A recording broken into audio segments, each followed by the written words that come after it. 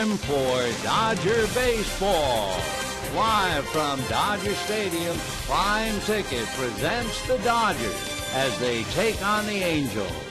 Hi, everybody, and a very pleasant Wednesday evening to you, wherever you may be. Dodgers and Angels wrapping up a 3-game series, but next weekend it'll be another 3 in Anaheim. Right now, this becomes the rubber game. C.J. Wilson, who has won 3 straight on the road, and he is 5-2 on the road. He'll be on the mound for the Angels. The Dodgers counter with young Nathan Eovaldi, who has been terrific, although he is 0-2, an earned run average less than 2, and the last time Eovaldi pitched, the Dodgers were no-hitted. So this is it, Game 3. After 2 exciting games, pull up a chair. We'll have the ball game and a whole lot more coming up right after this.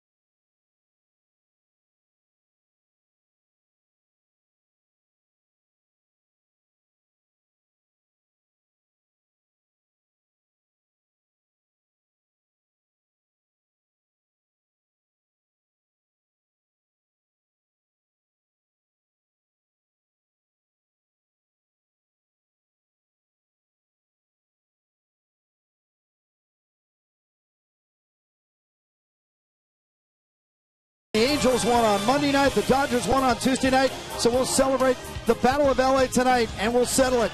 Now, our Hyundai key to the game, the Dodgers have scored just 4 runs over 17 innings until last night. Juan Rivera with the tomahawk chop in the 8th, a 3-run blast. Dodgers go on to win it 5-2 and break the Angels' 10-game road winning streak. Out in center field, Jim Watson, Steve Lyons, and Kenny Lofton. It is amazing in a series like this, an inner city series like this, it means so much that one swing changes everything. And that's what happened just like last night, that one swing where Rivera come off the DL and then boom, he hit that home run. He told me actually the day before he wanted to come and hit the home run. He didn't. He broke his back, and that time he did it.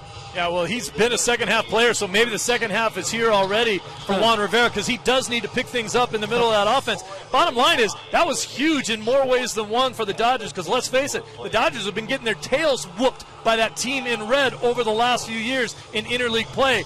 It was great to see that comeback right there. Maybe the Dodgers can sweep get 2 out of 3 in this series. But also the good series, the Dodgers were losing games coming in this series, and the Angels was winning coming in this series. So the Dodgers need to turn around. Yep. Speaking of winners, well, the biggest winning team on the field, hoisting the Stanley Cup for the first time in 44 years. The LA Kings throwing out the first pitch with a little help from their friends. All three Southern California teams, Dodgers, Kings, and Angels, meeting at the mound. Everybody throwing out the first pitch. Congratulations to the Kings, Stanley Cup champions.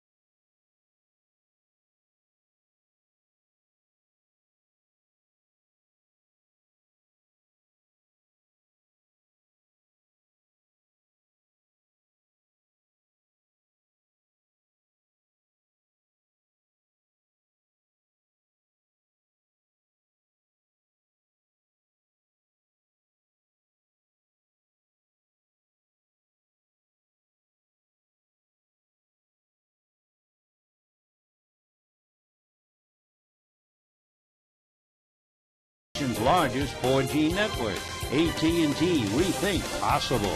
By CarMax, start the search for your next car at CarMax. Start here. And by Dodge. Hi, everybody, and a very pleasant Wednesday evening to you, wherever you may be. We're at beautiful Dodger Stadium on a lovely evening as we await and eagerly look forward to Game 3 of this fine series between the Dodgers and the Angels. The Angels winning the first game, Dodgers coming back in dramatic fashion last night, and now the so-called rubber game will go on tonight. We've already had great pregame ceremonies. Last night, of course, we honored Mike Scioscia, who will always be honored, especially here at Dodger Stadium. And for Mike, he had to back off and allow the Stanley Cup to be shown, because what a picture was taken before the game. The Dodgers, the LA Kings, and the Angels all together, and then all of the members of the Kings hockey team, the championship club, threw out their first ball. One of the things I was interested in is Dustin Brown, the captain of the club, holds the Stanley Cup over his head. I do not know very much about hockey at all. However, we did do a little research, and Lord Stanley of Preston at a sports banquet in Ottawa was quoted as saying, "I'm willing to give a cup which shall be held annually by the winning club." So what they did, they purchased a silver bowl for $50, and they named it the Dominion Hockey Challenge Cup. Basically, they gave it out to amateur teams, and in the early years, the Stanley Cup was not exclusive to one hockey league at all. It changed hands, and much as anything else that goes on, but eventually, when professionalism swept the game, it was accepted, and from now on, it is held in highest regard. The Stanley Cup has come to Dodger Stadium. And so have the Angels. And we'll take a look now at Mike Scioscia's lineup. Mike Trout leads off in center, Torrey Hunter in right, Albert Pujols at first, and Mark Trumbo in left field. Howie Kendrick at second base. Alberto Callaspo is back at third. Eric Ibar, the shortstop. John Hester, who caught game 1, will now catch game 3. C.J. Wilson on the mound. On the mound for the Dodgers, young Nathan Eovaldi, a 22-year-old right-hander, making his 4th start of the season. If you look and see he's 0-2, you don't think much about it. But then when you look at his earned run average, 1.9, you realize he's pitched very well. The last time out, he lost 1-0 when the Dodgers were no-hit. So now we'll see about Mike Trout as Eovaldi delivers fastball for a strike and the count 0-1. Eovaldi turned 22 in February. Trout will turn 21 in August. Strike 1 pitch, and Mike takes a change high and inside. 1 ball and 1 strike. The temperature a very delightful 68 degrees. So Trout, who had hit safely in 14 of 15, shut down last night, hits a ground ball to short, juggled and picked by D. Gordon, and so Trout's aboard. And one of the reasons you're going to make an error if you're a shortstop is your knowledge of just how quickly Trout gets down the line. So Gordon charged it as if he were trying to throw himself out, and it'll be an error charged to the Dodgers shortstop. So Gordon draws the error, and that means that Eovaldi will be plagued with one of the better base stealers around. Among other things, Mike Trout has stolen 15 out of 18. Now he has to contend with Torrey Hunter, with Trout at first, nobody out here in the first inning. Eovaldi set at the belt, and he turns, he's got him picked off, and Trout has been reeled in. I think Mike Trout was either confused, either he thought it was a balk or thought somebody had called time. I think maybe he thinks time was out. But he was certainly caught leaning, tried to get back, and he was just nailed so easily. Cowboy Joe West over there at first base. Trout never did get back to the bag. So now Torrey Hunter takes the first pitch for a strike. A somewhat dismayed Mike Trout back in the dugout shaking his head. He can't quite figure out what happened. Another big chopper down to third. Uribe is on it, gets it across to first, and now we have 2 down in the first inning. Let's take a look at the Dodgers with the leather. They shape up Rivera, Herrera, and Ethier. And the infield, Uribe and Gordon, Hairston and Loney. Behind the plate, A.J. Ellis handling Nathan Eovaldi. 2 down in the first inning, and here is Albert Pujols. Pujols hitting .263, 9 home runs, 37 runs batted in. Had a single and a double last night. Had 2 singles, a walk, and a stolen base in game 1. Albert has a look at a pitch on the outside corner for a strike. Dodgers set up their picket fence on the left side. Messrs. Uribe, Gordon, and Hairston all between second and third. Strike 1 pitch is swung on and fouled away. 0-2 the count to Albert Pujols. So Pujols has started off so slowly since the middle of May, has been hitting .352. And the strike 2 pitch is off the plate. Ball 1. 1-2 the count. 2 out. First inning, no score. Angels have beaten the Dodgers 10 of the last 14.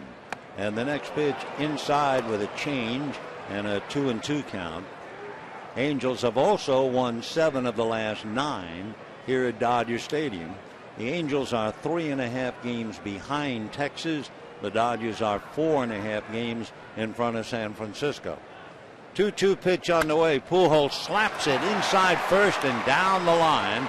Over to get it is Ethier. Albert makes a turn and holds on. A throw to first, and he just did get back standing up. So Albert taking that big turn, daring the right fielder to make a throw, and Andre almost nailed him. Instead, a 2-out single to right field. Pujols went after a pitch away, extended his arms, and poked it between Loney and the bag. So a base hit to right field with 2 out. Just getting back in time is Pujols, and the batter now will be Mark Trumbo. So a nice shot by Ethier to make it close. Pujols taking his lead. Stole a base in the first game. The pitch low and away, ball one. Mark Trumbo hitting .325, 14 home runs, 39 runs batted in. No score, we're just starting, so pull up a chair. It's the Dodgers and the Angels. The 1-0 pitch, instead a throw to first. Pujols is 4 for 4 in stolen bases, so you can't take him lightly. Yes, he's a veteran. Yes, he's a great hitter, but he'll steal one every now and then. Here's the 1-0 pitch coming up to Mark Trumbo, and he hits a bullet into left field down into the corner, playing the Karamis Rivera, and they will stop Pujols at third on a blur, a line drive double by Mark Trumbo. So an error, and then Trout was picked off. Then you have Hunter grounding out. Pujols singles, Trumbo doubles into third, and Howie Kendrick will be coming up. In the corner, Rivera got the ball to come directly back to him, and he was able to prevent Pujols from scoring. So a nice play by Juan. So first base open with 2 out. Here's Kendrick hitting .263, 4 home runs, 24 runs batted in. He did not play last night. In the first game, he was 0 for 3, grounding into 2 double plays. Here comes Eovaldi's fastball, and that's high, ball one. Nate Eovaldi is 6'3", 190 as he works on Howie Kendrick. Eovaldi, 22 years old, from Alvin, Texas. Population 25,000. Nolan Ryan, hometown. The next one is foul back. They have the Alvin High Yellow Jackets. Nolan Ryan was the class of '65, and Nathan Eovaldi was the class of 2008. Howie Kendrick has struggled with runners in scoring position. He's up there now with a 1-ball, 1-strike count. Eovaldi out of a set position. The young right-hander delivers in there with a fastball at 93. 1-2 the count. Kendrick, with runners in scoring position and 2 outs, is hitting only .133.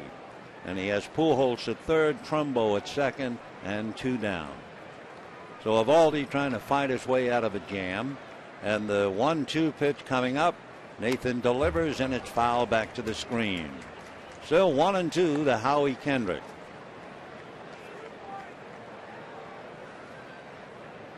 Mike Trout thinking of what happened at first base, reaching on the error and then being picked off. Eovaldi, meanwhile, checking in with A.J. Ellis, and the 1-2 pitch to Howie Kendrick. Eovaldi comes to the plate, just off the plate, and a 2-ball, 2-strike count. That was a 95-mile-an-hour fastball. Kendrick has done exceptionally well in interleague play. He's hit about .325 against the National League in the interleague play. So deuce is wild. 2 balls, 2 strikes, 2 out, and 2 on at second and third. Eovaldi ready. Here he comes. Swung on and fouled away down the right field line out of play. Howie Kendrick was an all-star last year, first time in his career. He was the first Angel second baseman to be named to the Star since Johnny Ray way back in 1988. Alberto Callaspo waits on deck. So here's the 2-2 pitch, and Howie swings and fouls that away.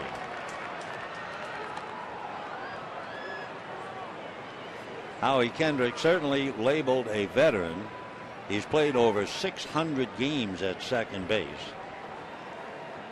The busiest second baseman for the Angels was Sandy Alomar. He went 700 games. Here's the 2-2 pitch on the way. Kendrick, right-hand batter, takes down and away, ball 3. So with first base open, Callaspo waiting on deck.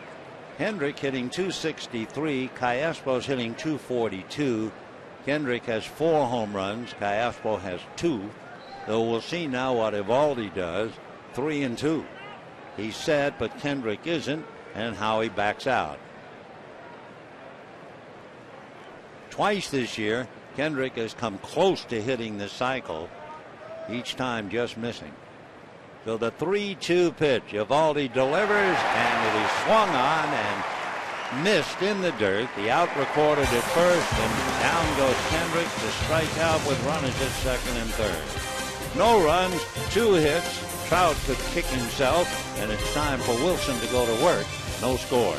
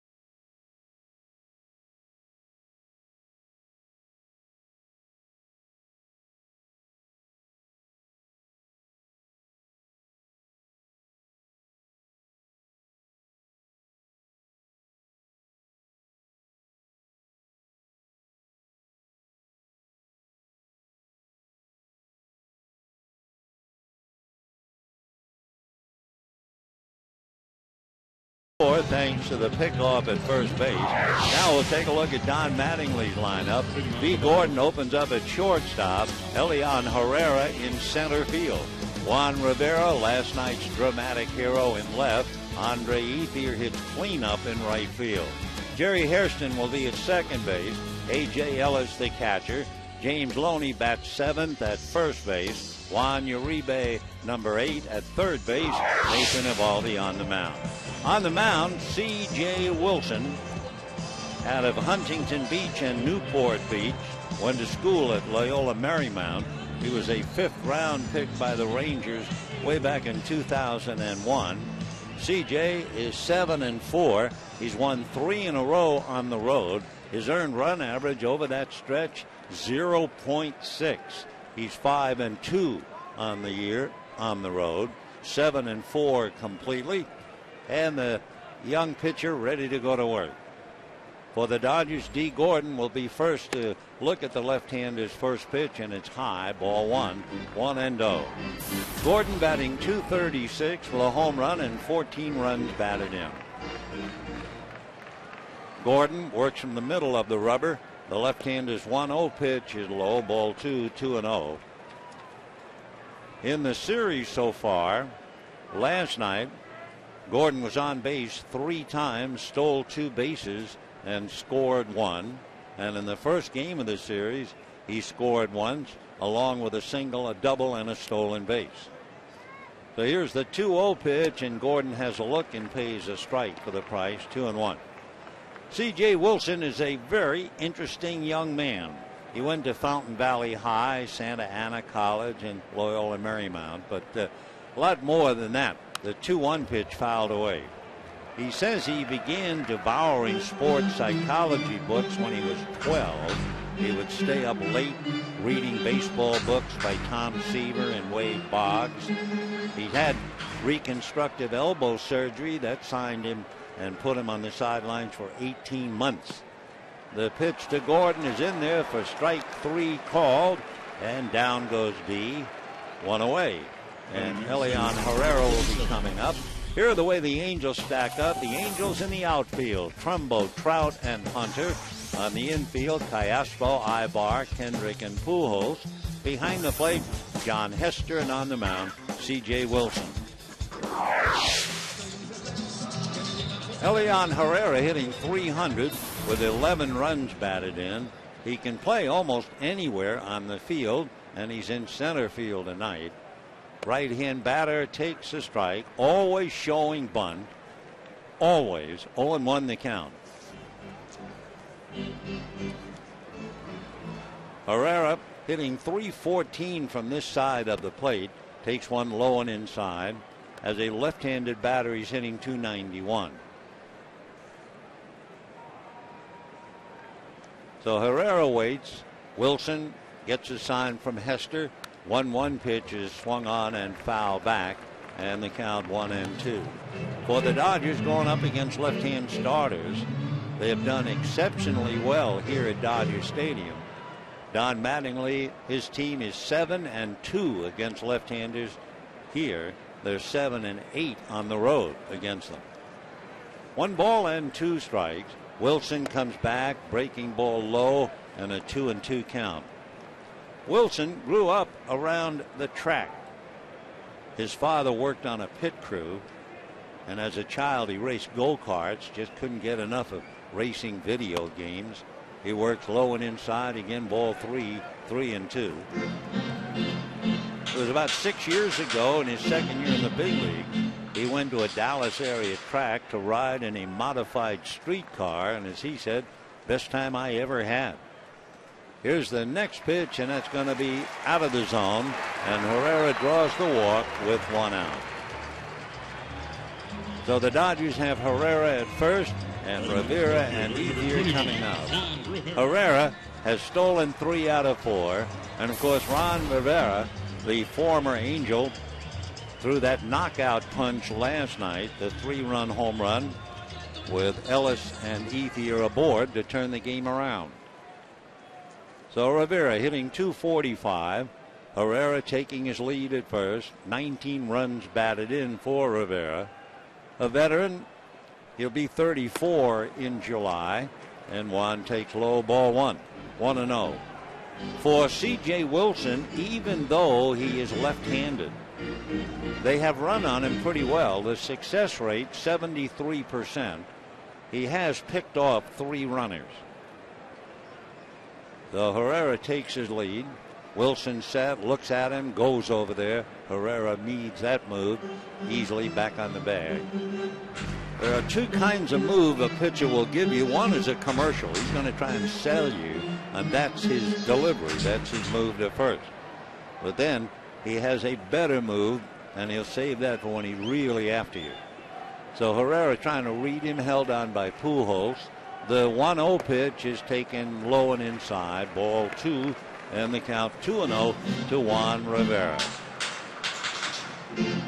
C.J. Wilson has faced a few of the Dodgers, including Rivera, who's hitting .438 against him, 7 hits and a home run. So 2-0 the count to Juan Rivera. Wilson set at the belt, looks over, now comes back to the plate, swung on, high fly ball to deep right, going away back is Torrey Hunter to make the catch in front of the bullpen gate, and back to first goes Herrera. So if you ever wondered why Torrey Hunter has 9 gold gloves, he just showed the crowd a wonderful play. Started running to his left, then realized he had to go back, and he one-handed it. Then after making the catch, he started back to his position, and I think Mike Trout must have hollered something, and Hunter kind of shrugged his shoulders modestly as if to say, well, you know, that's the way it goes. 9 gold gloves. Roberto Clemente had 12, most by an outfielder. So here's Andre Ethier with 2 out and a runner at first, and the pitch is lined foul down the left field line. So 2 out, Herrera at first, and Herrera was very badly fooled on that pitch to Ethier. As Wilson was delivering to the plate, Herrera was running back to the bag. So he has not been able to pick Wilson's delivery apart for the moment anyway. Strike 1 pitch to Ethier in at his knuckles. 1 ball and 1 strike, 92-mile-an-hour fastball.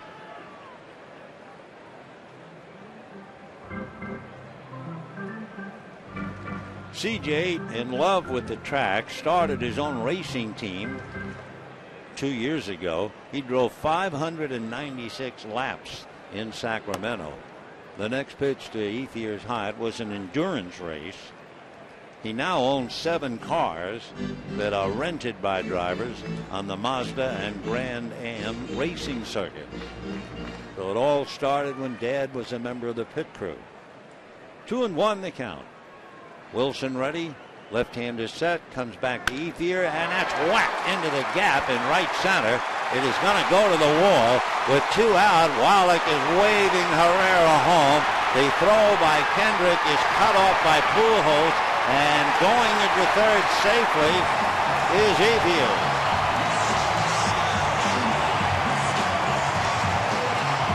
So Andre Ethier lines one into the gap in right center, and the Dodgers lead 1-0. Despite a good relay that went from Torrey Hunter to Howie Kendrick, it was cut off by Albert Pujols. Pujols went to third, and Ethier just did get away from the tag. So the Dodgers leading 1-0, and the batter now will be Jerry Hairston. And for Andre Ethier, leading in RBIs, he picks up number 55. Herrera with good running speed, scoring from first base. So they did everything you'd expect. Hunter making a good throw to the cutoff man Kendrick. Kendrick made a good throw to the cutoff man Pujols, but Ethier still winds up at third. Now the pitch to Hairston. That's low, ball 1. 1-0 Dodgers. In looking at Wilson's work, as we always do when there's a runner at third, he does have 1 wild pitch. So 1-0 Dodgers, and Hairston now trying to pick up Ethier. Jerry takes high and away, ball 2.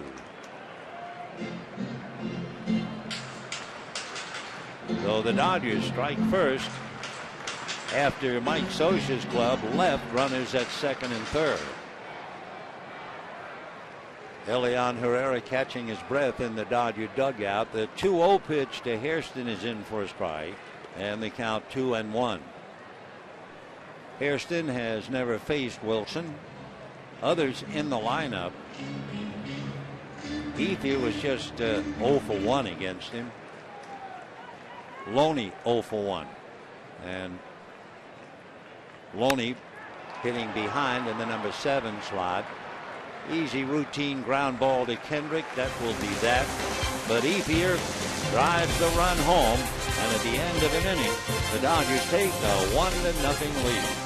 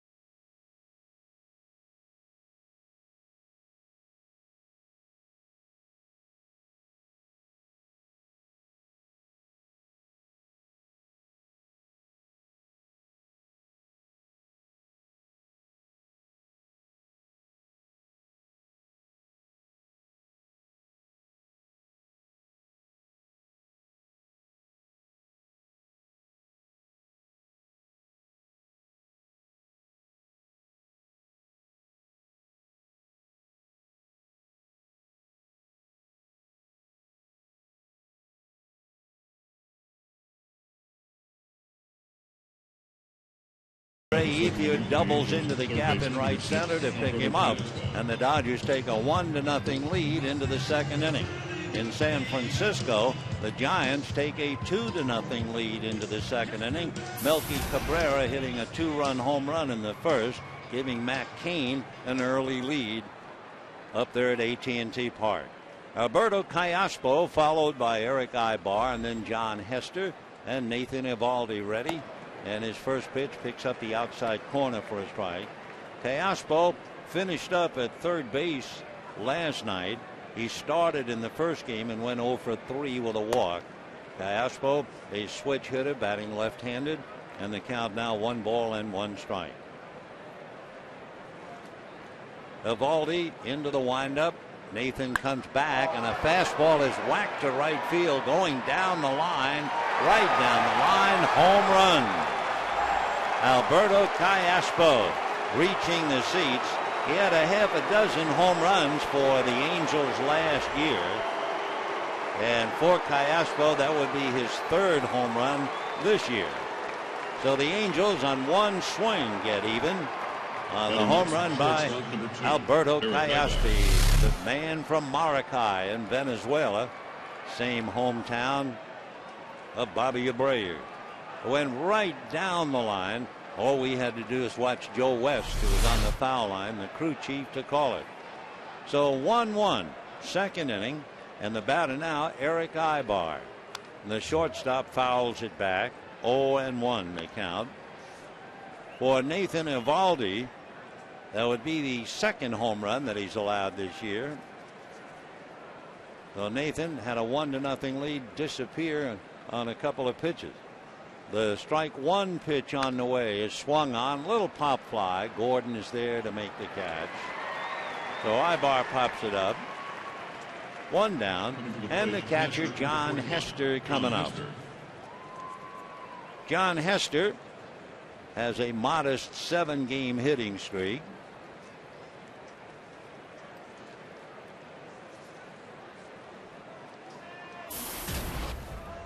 Hank Conger caught last night. Hester caught the first game and now the third.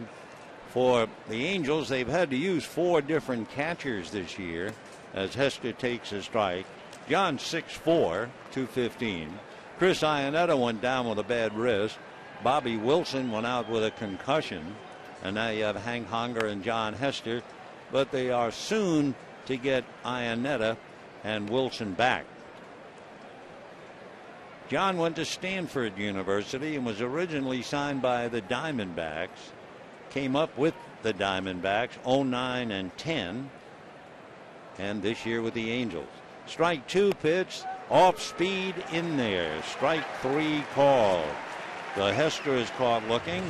That would be the second strikeout for Nathan Eovaldi. Just a slow breaking ball. And Hester, kind of a deer in the headlights look, walks away. So C.J. Wilson coming up. Last night, you may remember, Jerome Williams was so excited to get up to home plate. He said he hadn't had a bat in his hands in 5 years. All he did was hit the second pitch from Harang for a double in left center. So Jerome pitched so well until Juan Rivera. The first pitch to Wilson misses, 1 ball and no strikes. The next one a big swing and a miss, and they count 1-1. I'm trying to figure out where C.J. Wilson lives.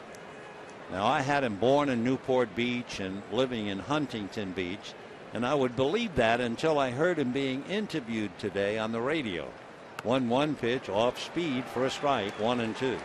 What Wilson said was to the newspaper man interviewing him, oh, he said, I live within 10 minutes of Dodger Stadium. I ought to park my car in the Dodger players lot.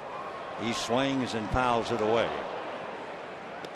Well, if I just arrived in Los Angeles, you might con me and tell me that you can live in Huntington Beach and be 10 minutes away from Dodger Stadium. And I'd say, oh, really?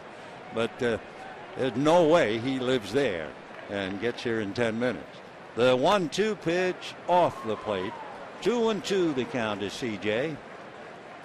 We have a 1-1 tie in the second inning. Probably around 40,000 in the ballpark tonight. And the 2-2 pitch on the way. Eovaldi delivers very high. So Nate goes all the way with the opposing pitcher. Evaldi now has 16 strikeouts and 7 walks. The 3-2 pitch swung on, big bouncer to the right side to Hairston. That'll be that. However, Alberto Callaspe hits one down the right field line for a home run, and at the end of an inning and a half, we have a 1-1 tie.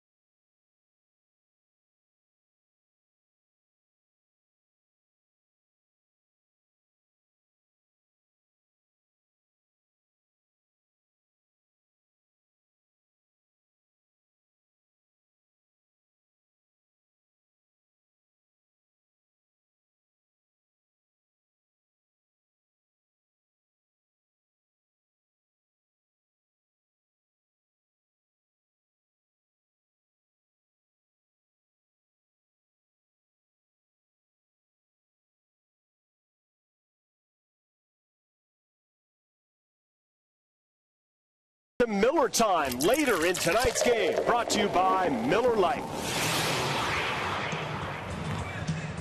Bottom of the second inning, Alberto Callaspe hits a home run down the right field line, and we have a 1-1 tie. Bottom of the second inning. Callaspe's third home run of the year. He hit a half a dozen last season.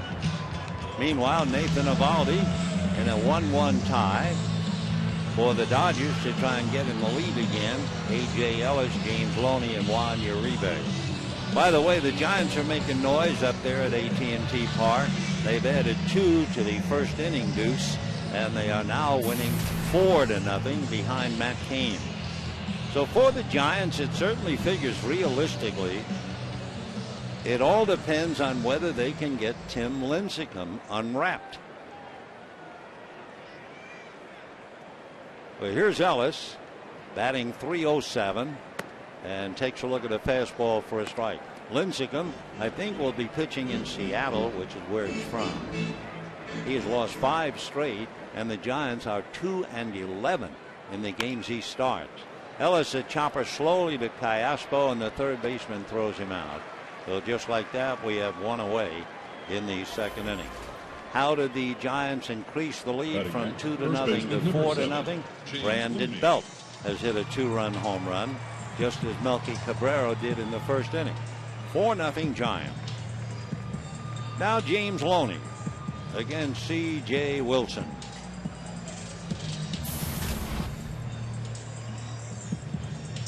James hitting .255. He has 2 home runs, 20 runs batted in.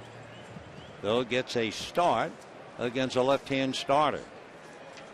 James has a look at the first pitch. It's in for a strike, and the count 0-1.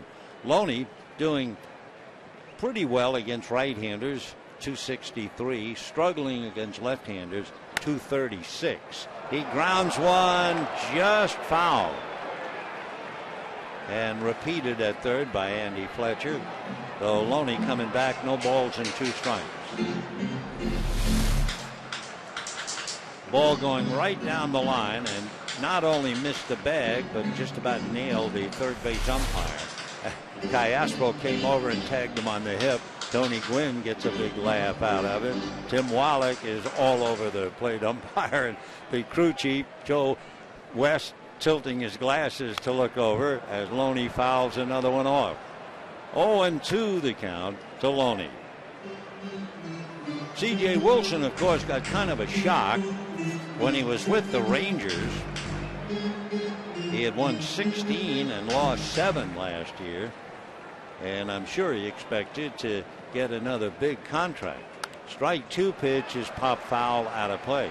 However, the Rangers failed to give him a formal contract offer, and then they turned around and sank nearly $112 million into bringing in Yu Darvish. CJ eventually surprised, moved on, turned down Miami's offer, and went to the Angels. Another foul ball, and the count remains 0-2. So C.J. Wilson, a 16-game winner last year. The year before, he won 15. And now an Angel with a record of 7-4. No balls and 2 strikes. Wilson strike 2 pitch is a little low. Ball 1. 1-2 the count. A few notes on Wilson. The Angels have won 9 of the games in which he has started. Left-handers are hitting 197 against him in his career. He's in the dirt and away. 2-2 the count. As far as some pitchers who improve in the second half of the season, he's pretty consistent. First half and second half almost the same. Then looking at the way he pitches a game, his first 3 innings, middle 3, last 3, they're all about the same. So he's very, very consistent. 2-2 pitch to Loney is swung on, popped in the air, foul, and out of play. Well, James giving it a battle. We had a big battle in the first inning with Howie Kendrick with runners at second and third. Kendrick was up there, a 9-pitch at bat, and Howie finally struck out. So here's the 2-2 pitch to Loney, who's locked in. Wilson delivers, and that's promptly banged into left field for a base hit. So a 1-out single to left by Loney, and that will bring up Juan Uribe. Say a reminder, Thursday, June the 28th, Dodgers and Mets. Fans with the first 50,000 tickets receive their very own Eric Karros bobblehead. Compliments of Pizza Hut. For tickets, visit Dodgers.com/promotion. For James Loney, duplicating Howie in the fact that Howie Kendrick had a 9-pitch at bat, so did James. The different, Kendrick struck out and Loney singles. So here's Uribe. A ground ball wide open the right side of the infield for a base hit. Loney will stop at second. So they gave Uribe the whole right side of the infield. You had Pujols on the bag. Kendrick was way over to the right, and Uribe just rolled it through. So the Dodgers now first and second with 1 out, and Nathan Eovaldi coming up. Timeout for the moment. There'll be a little meeting at the mound, and it's Mike Scioscia who will conduct the meeting. You figure Eovaldi will bunt. You may remember, if you're the charter member of the Eovaldi Chowder and Marching Society, he had a base hit his very first major league at bat. That was in August of last year. That's his only hit. He's 1 for 11. As far as trying to get the bunt down, well, Eovaldi does not have a sacrifice. So Scioscia making that trip to instruct. And you have Callaspo on the edge of the grass. Pujols is already 5 feet in on the grass. Eovaldi is showing bunt. There's no secrecy here at all. Now he straightens up as if to hit, shows bunt, makes a stab at it. And they're going to elect no swing, says Joe West. And it's a 1-ball, no strike count. Well, so far you have Pujols charging, Callaspo charging, Ibar covering third, and Kendrick trying to back up Pujols at first. Let's see if they keep that play on. 1 ball and no strikes. Same play, only this time a take at the plate for ball 2. A lot of times, and Scioscia might have talked about it, a lot of times you'll have the third baseman charge and the shortstop covered. And then eventually you turn the tables on the runners. So Callaspo looking at Ibar perhaps signaling to Callaspo 2-0 pitch on the way. Evaldi fouls it back with a full swing. And the count 2-1. 1 out here in the second inning in a 1-1 tie. Mattingly perhaps passing it along to Wallach, and then Wallach passing the message on to Evaldi. That is assuming that the manager is the one who is passing the sign. I know in the old days there were several managers who had the trainer or one of the other players pass the signs while everyone was looking at him. 2-1 the count to Evaldi, who is now back to showing bunt, but then pulls the bat back.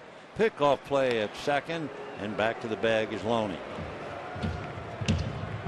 C.J. Wilson has now made 37 pitches, 22 in the first inning. Pujols now comes over to holler something to Wilson, and Wilson says okay, backs off the rubber. So Pujols is way wide of the bag and on the grass. Callaspo has crept in a little bit more at third. 2-1 pitch to Evaldi. He drops the bunt down, foul. So Nathan will come back and try it again. 2 balls and 2 strikes. Well, with 1 out, the worst thing that Evaldi can do would be to ground into a double play. So we'll see if they even bother to let him swing, even though he does have 2 strikes. We have a 1-1 tie. Dodgers scored, Herrera walked, and Ethier doubled him home, and then Alberto Callaspo homered, opening up the second inning. All right, Evaldi shows bunt, but then pulls the bat back, and the 2-2 pitch is swung on and missed, and down he goes. So Evaldi strikes out, but the inning is still alive, and the batter will be D. Gordon. That is the second strikeout for C.J. Wilson, and he got Gordon opening up the ball game.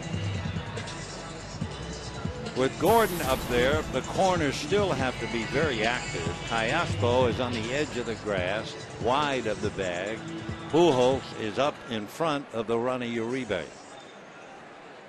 2 outs, second inning in a 1-1 tie. The outfield, the gap is in right center. Trumbo shallow in left, and Trout slightly over to right center. Hunter straight away right, and Gordon takes a strike. 0-1 the count to D. I think he's a little annoyed that he took that pitch. Gordon is hitting .300 since the 22nd of May. Here's the strike 1 pitch, and the left-hand batter takes off the plate. 1 ball and 1 strike. On deck, Elian Herrera. 1 run and 3 hits for each side. The Dodgers committing an error. Gordon waiting 1-1, trying to pick up Loney. Wilson ready, comes back with a slow breaking ball off the plate. That came up there at 78, and a 2-1 count to D. Gordon. 2 out, second inning. Dodgers 1, Angels 1.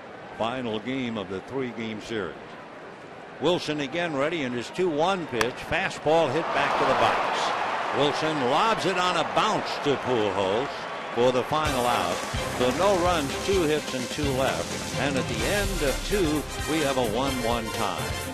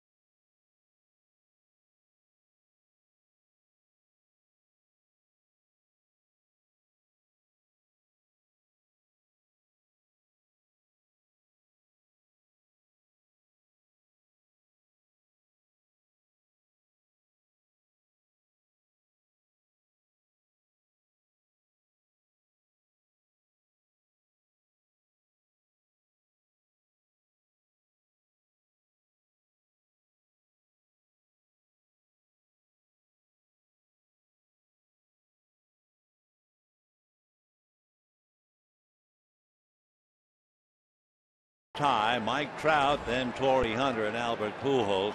We've had two big pickoff plays during this series. The first one was in game one. It involved Trout, but not being picked off. The pitch to Mike, he shows bunt. They're going to check. Joe West says no, and it's a 1-ball, no strike count. If you were watching, listening, or if you were here, in game one, remember Garrett Richards was picked off first, and then Trout hit a home run. And that just gave the Angels 1 run instead of tying up that game, which they eventually won 3-2. And Richards still, I'm sure, embarrassed about that thought. And then tonight, you had Trout picked off first base, and then there was a single and a double. The Angels lost a run. So Mike's been at both ends of a pickoff play, as the hitter and as the runner involved. 2-1 the count to Mike Trout. Evaldi ready, Nate back and works it high. 3-1. Trout is hitting .343, 6 home runs, 26 runs batted in, doing it all at the tender age of 20. Now the 3-1 pitch. Evaldi delivers, ground ball to short, up with it there cleanly. Gordon throws him out, and we have one away in the third. Now Torrey Hunter. Torrey Hunter with a 7-game hitting streak, grounded to third, but he did make a fine play defensively on the ball hit by Rivera in the first inning. Torrey over the last 11 years, 24 home runs on average, right-hand batter, almost 90 RBIs a year. So he has certainly been Mr. Consistency with that 7-game hitting streak. Last year he had an 18-game hitting streak. He fouls a pitch back, and the count 1-1. Torrey Hunter on the road trip coming into this game.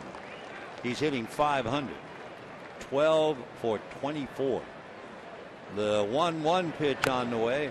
Little number up along first. Evaldi picks it up and throws him out easily. 2 down in the third inning, and Albert Pujols coming up.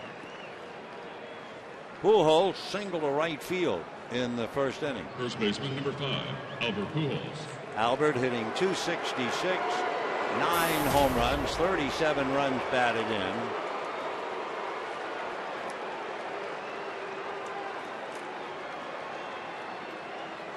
Pujols has always been remarkable for a lot of reasons. He fouls a pitch away. He's had more walks than strikeouts in 10 consecutive years. I mean, that's amazing. That's Joe DiMaggio kind of stuff. He struck out 93 times in his rookie year. Here's the strike one pitch, and that's low. From 93 times, he has never struck out more than 69 times ever since. And each of the last 2 years, his intentional walk total has moved up. It was only 20 shy of his strikeout total. So he's amazing. There are only 2 Cardinals to hit more than 400 home runs. Stan Musial 475, and Pujols well over 400, and lines one down the left field line, hits the base of the box seats, foul ball. So Pujols going into second base. They haven't broken the news to him yet.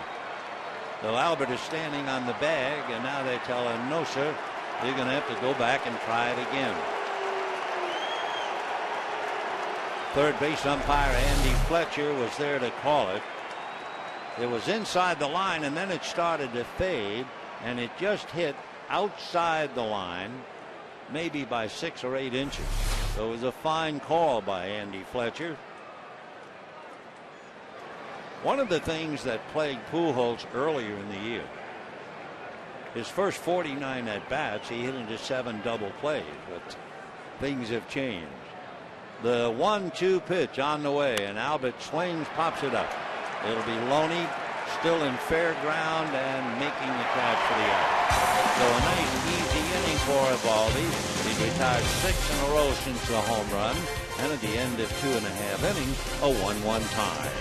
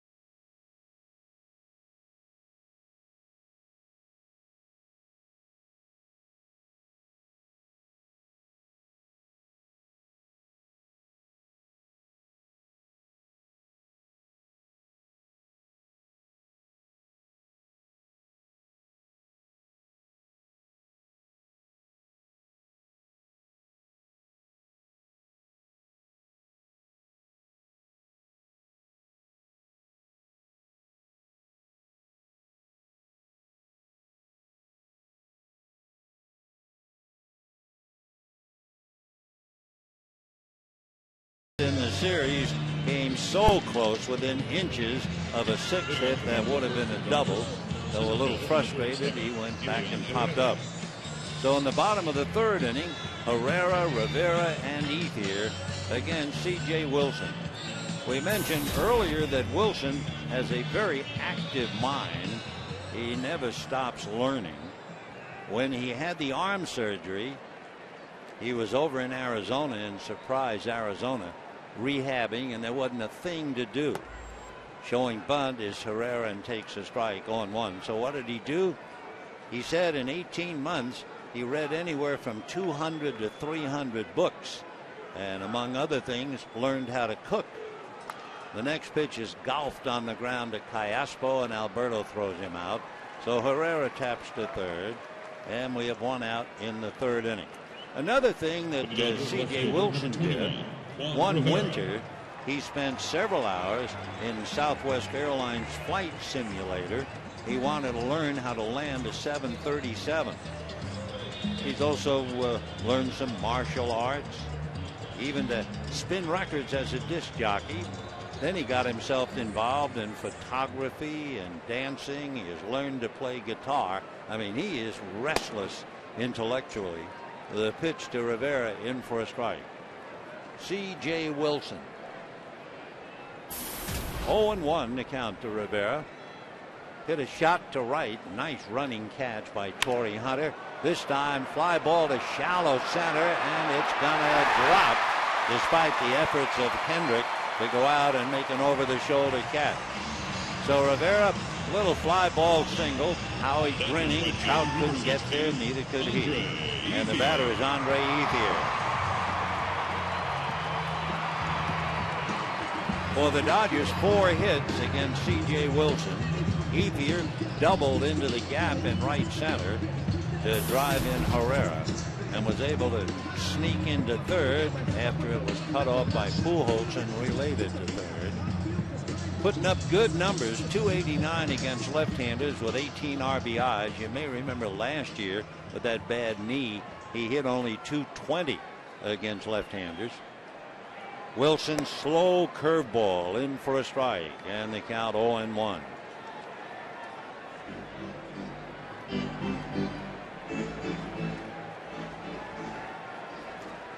No balls and 1 strike. Rivera at first with 1 out. Pitch is swung on and missed. 0-2. Andre batting .294, 10 home runs, top of the heap with 55 runs batted in. Wilson set, looks over at first, now comes back to Ethier, and that's poke foul off to the left, out of play. Always intrigued when fella uses his initials as his game, just like Wilson, CJ. And if you're curious at all, we're happy to answer it for you. The CJ stands for Christopher John. Meanwhile, Andrew, A.J. Ellis looks on a high chopper over the mound. Ibar's on the bag for one and doubles him at first. Easy double play that goes 6-3. No runs, one hit, nobody left, and at the end of 3, a 1-1 tie.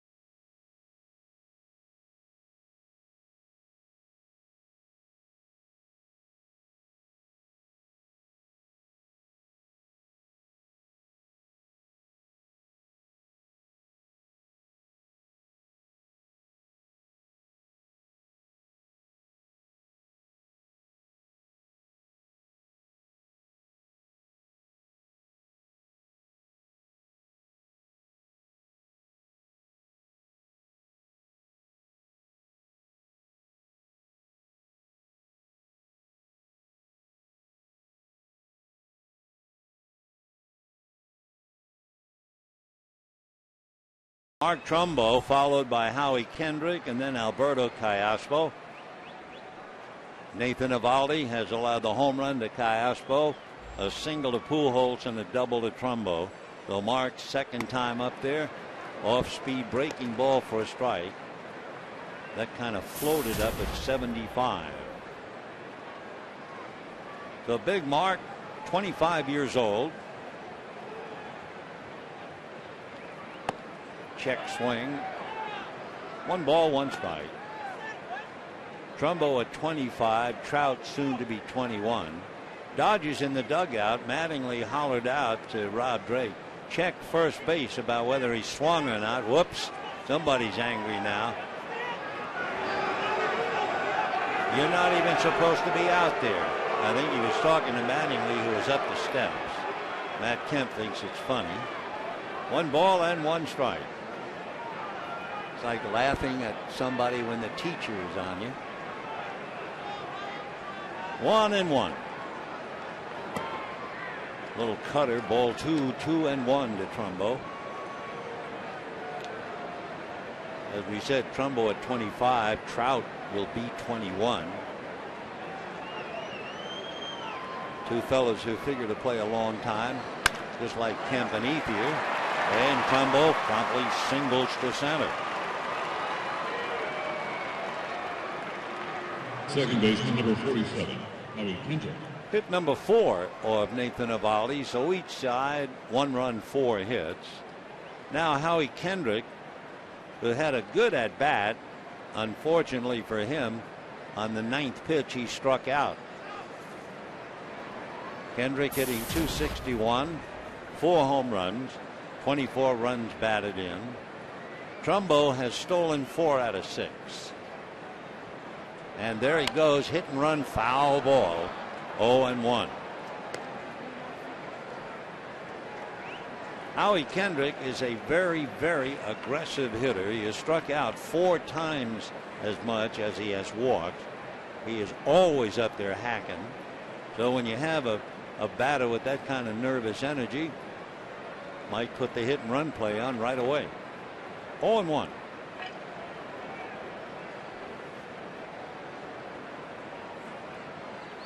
Next one, 0-2. Kendrick has always had the reputation of a guy who's going to swing coming out of the dugout. Always. I know for a couple of years they had him down swinging at 51% of the pitches. 0-2.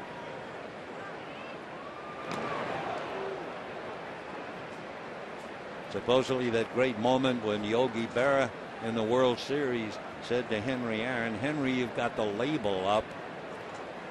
And Henry said, "I ain't reading up here." Well, Howie's not up there to read. Another foul ball. Count stays 0-2. Last year with the Angels, to really solidify the point, Howie Kendrick struck out 119 times and walked 33. Well, now he's a teammate of Albert Pujols. If he doesn't improve, he'll miss a great chance. But if you keep throwing, he'll keep swinging, and this time it gets on by Gordon, and the Angels have runners at first and second. It'll go as a base hit. So back-to-back singles. The Angels are in business. They have 5 hits and 1 run. Cowboy Joe West, the senior umpire in the major leagues, first base umpire. Joe looks great. He lost a lot of weight. Cowboy Joe, he's got recordings of country songs. He's been a big league umpire over 34 years, working on 35.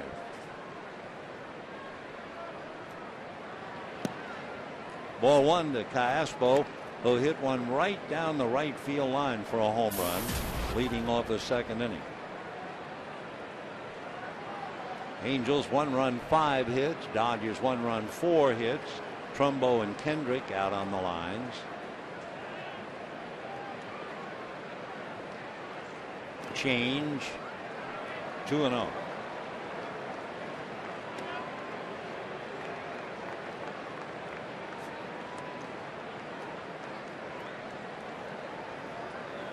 Eovaldi basically fastball, slider, changeup. Used to throw a curveball, discarded that for the slider. 2-0.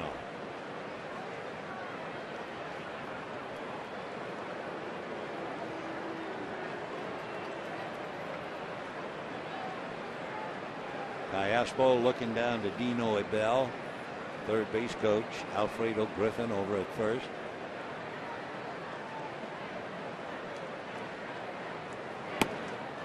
And now Eovaldi is really digging a hole. 2 on, nobody out, and he's 3-0 to Callaspo with Eric Ibar on deck. Ibar, a switch hitter like Callaspo. 3-0. Down the pipe. 95-mile-an-hour fastball. Eovaldi's only 22 years old. Got a good arm.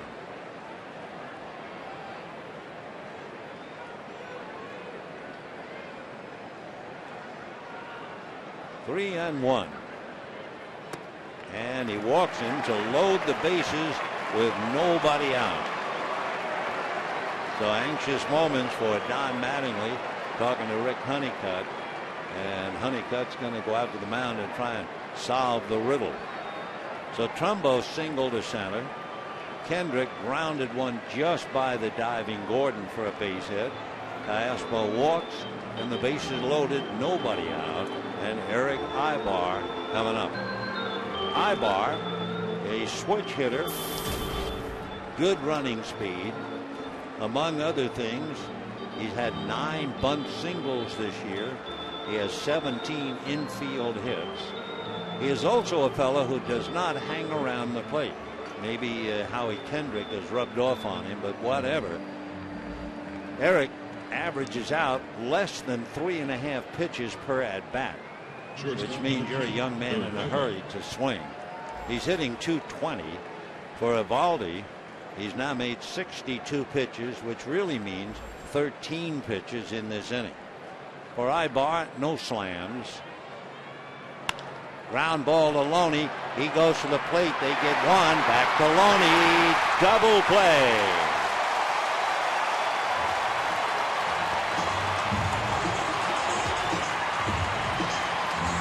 Eric Ibar hits into the 3-2-3 double play.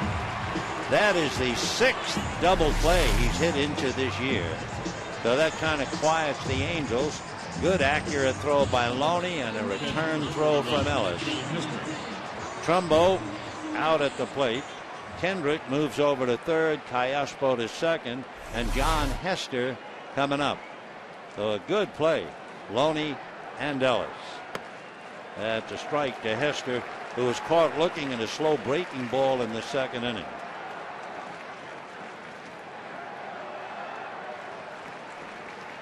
So Ibar discouraged down in the dugout.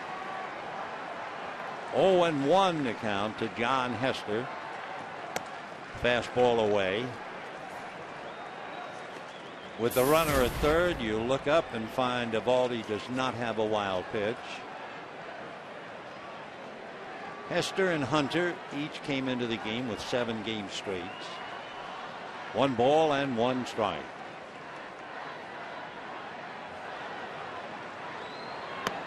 And that's in there.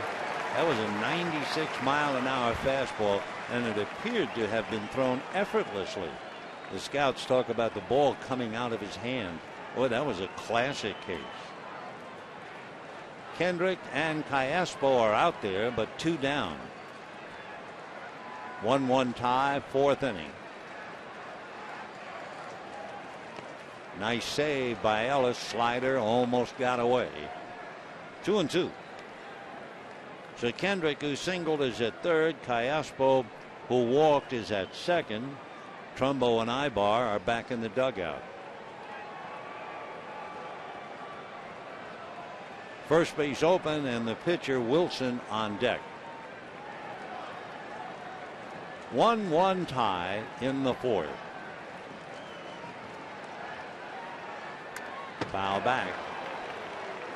So the boy from Stanford, John Hester, up there with a chance to really produce. Hester, originally signed by the Diamondbacks 6 years ago, spent a lot of time up and down to the minor leagues. 2-2 to John.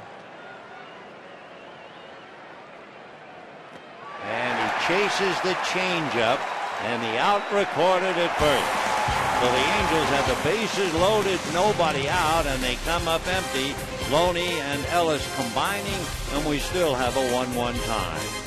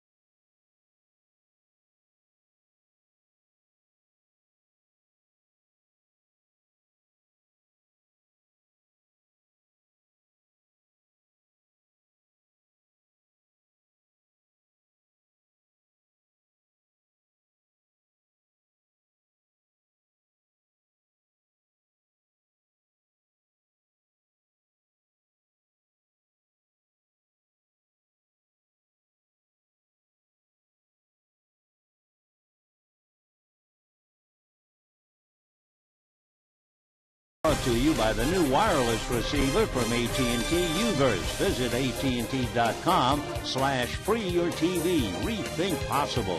By El Pollo Loco, crazy you can taste.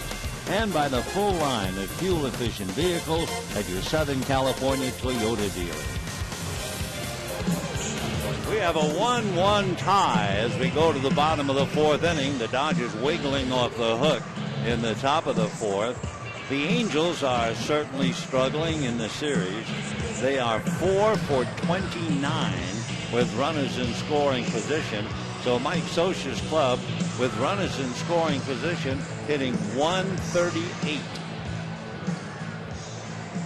In the fourth, Hairston, Ellis, and Loney in that order.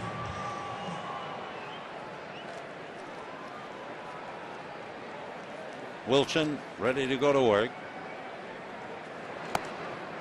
Off speed, ball one, 1-0. Jerry Hairston grounded out to the right side in the first inning, but he's put up very solid numbers, as you see, against left-handers. Fastball away, ball two. Earlier we were talking about Wilson and his inquisitive mind, and it's really remarkable. He speaks Spanish, some Italian, some Japanese. Here's the 2-0 pitch, ball three. He's also still writing, I believe, a novel. It would be about a dead minor leaguer whose journal is discovered by his family. Now 3-0 in there.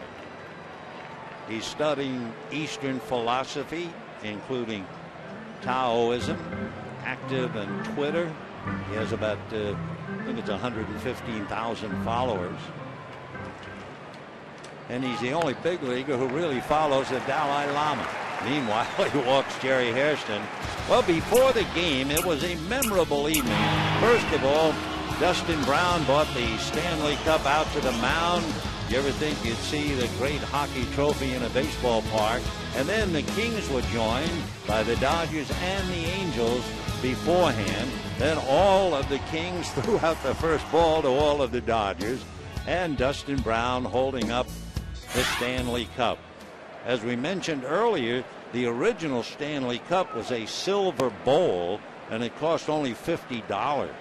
And that was the original cup presented to the annual championships until 1970. Then it was retired to a vault in the Hockey Hall of Fame, and a replica has been used ever since. The replica was used starting in 1963. All right, 1 ball and no strikes. They count A.J. Ellis with Hairston at first base. See if the Dodgers play hit and run with this combination. That's a strike. 1 ball and 1 strike. A.J. has already proven that he has a good eye for the strike zone. He has walked 35 times while striking out 43. So not a bad guy if you want to play the game and run Hairston. 1-1. 1-2. Now, if that had been ball 2 and the count 2-1, that would have been the manager's count to play the game. So it's 1-2.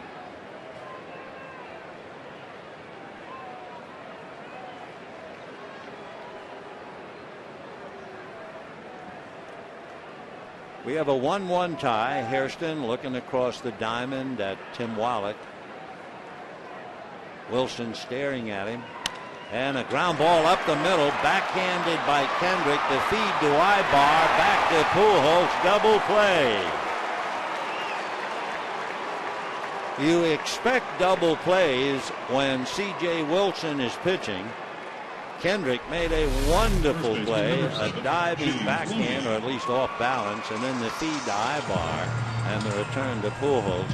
Last year, Wilson with the Rangers had 31 double plays turned in behind him, and that's the second double play that they've turned behind him tonight. So 2 out in the fourth, and here's James Loney.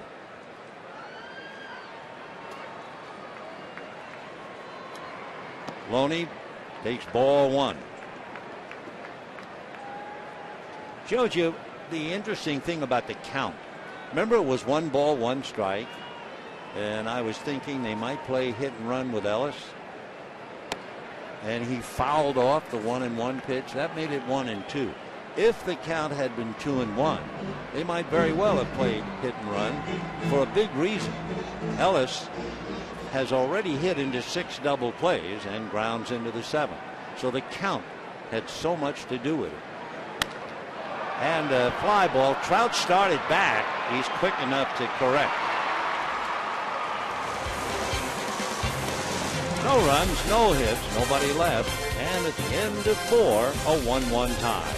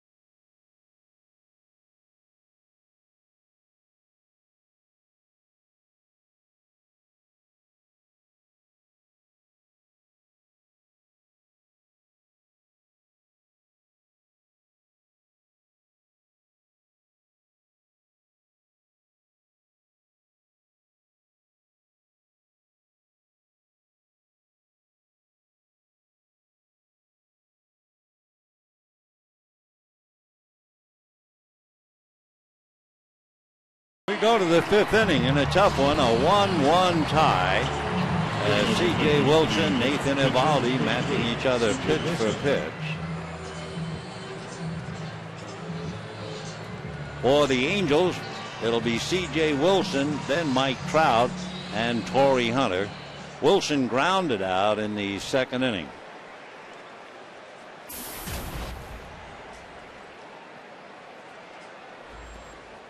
And ball 1. 1 run, 5 hits for the Angels. 1 run, 4 hits for the Dodgers. The Angels, with the bases loaded, nobody out in the 4th inning, and came away empty-handed. Ground ball to Hairston. So quickly, 1 out here in the 5th inning. Now Mike Trout. For the Angels, center fielder. Trout last night had a walk in his first at bat, and then he was 0 for 4. Lined out hard to right, grounded out, and struck out twice. Tonight he's reached on an error and grounded out. So he's 0 for his last 6. In the first game, remember, he had a walk, a single, and a home run.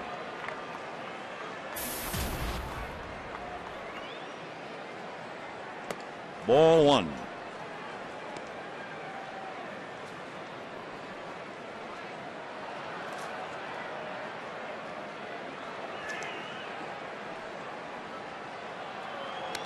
One and 1.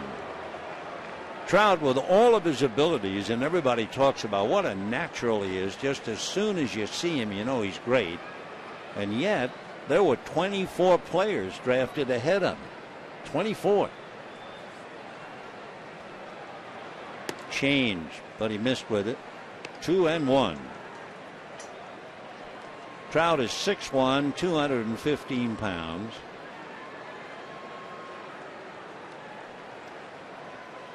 And a hard base hit into right field. So he's hit safely in 15 of the last 17. And of course, a threat to run. Even though Trout does not know the pitchers really, He's stolen 15 out of 18.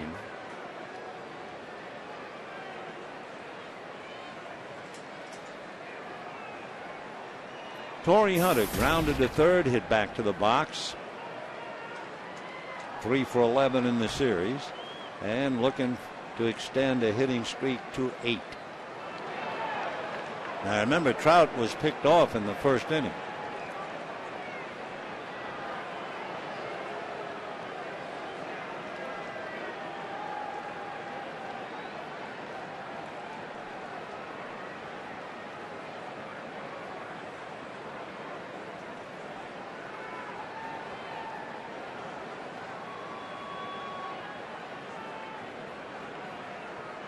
Reminds me of a conversation with Mike Scioscia the other night. I was talking about the fact that of all the times Mike was really hit at home plate, he was hit by Chili Davis, who's now the hitting coach with the Oakland A's. But when he was hit, Chili was playing for the Giants. That was close. Anyway, in describing the impact, Mike Scioscia was saying Chili Davis, he had a magnificent body from shoulders to waist. He looked exactly like Mike Trout. So that's a compliment indeed as to just what kind of a physique that young 20-year-old has.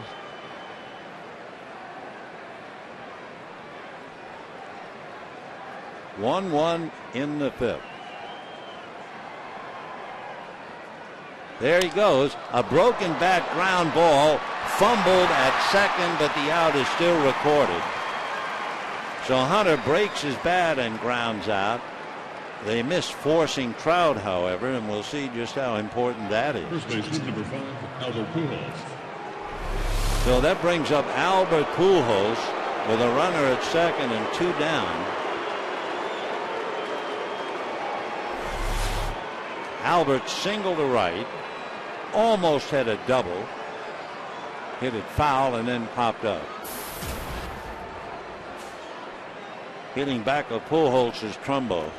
And of course for Albert, he has made a very good living picking up runners in scoring position, especially with 2 out. And ball 1. Remember the other night in the 9th inning with 2 out, Trout was at second. Pujols hit a little fly ball single to left field to score Trout, and the Angels went on to win that game 3-2. 1 ball and no strikes. Ball 2. That was a 97-mile-an-hour fastball. I'll tell you one thing, it's a good thing it was as high as it was. You give Pujols a ball up around the letters or even a little higher, who does he do damage? 2-0. Drops a breaking ball but misses. Ball 3.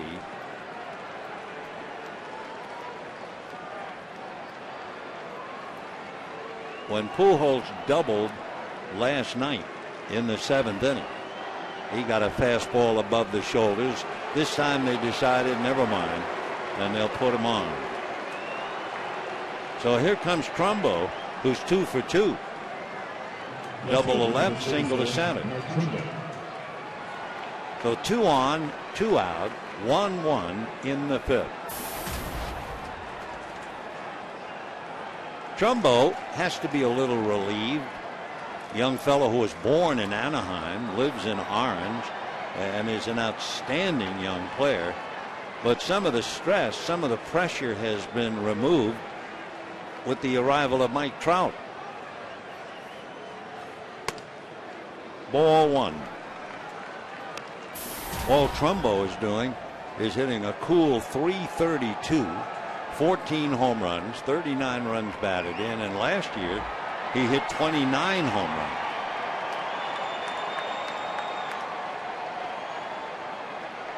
One and no. In there. When Trumbo was a high school player, most of the scouts wanted him as a pitcher, including the Angels, but then the more they looked at him, the more they liked the way he swung the bat. Well, he's up there now with Trout at second, Pujols at first, 2 out in a 1-1 tie.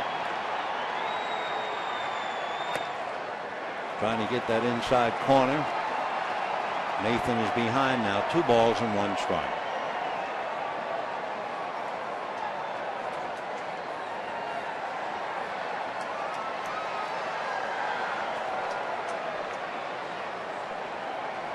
Trumbo 6'4", 220. Earlier this year, he homered in 4 consecutive games. Time, Ellis wants to go out and talk.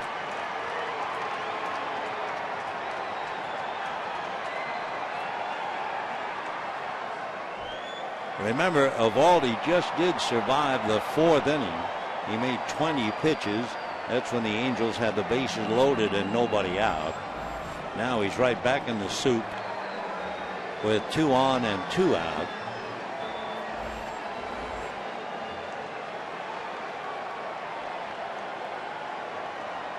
His pitch count, he's up to 83. 2-1 to Mark Trumbo.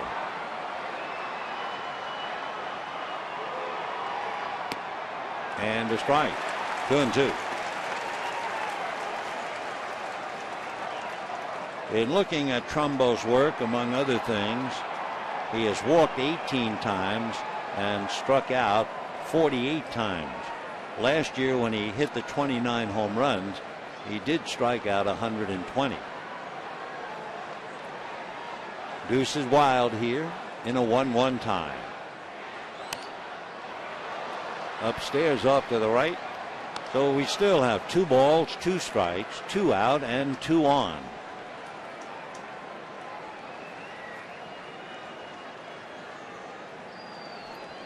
One thing for Socia, he knows Trumbo is a very aggressive hitter. He is rarely called out. They figure out he's been called out on the 3rd strike for less than 9% of the time.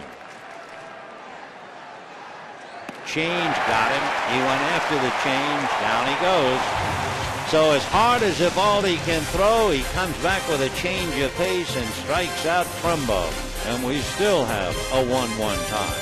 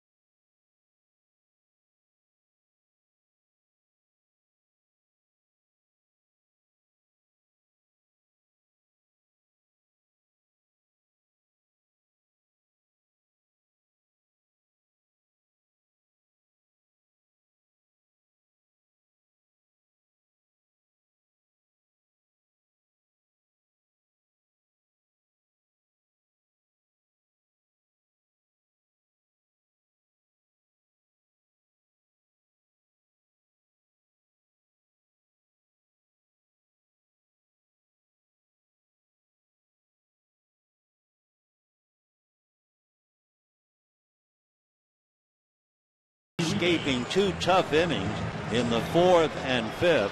He made 37 pitches in those 2 innings, and you wonder just how much that might have been taken out of him. He's made a total of 86 pitches through 5 innings. He'll bat second behind Juan Uribe, and into the bottom of the 5th inning we go with Christopher John Wilson ready to go to work. Uribe single to right in the 2nd inning. Pops it up, Going out is Kendrick. Coming in is Hunter. Hunter has the play.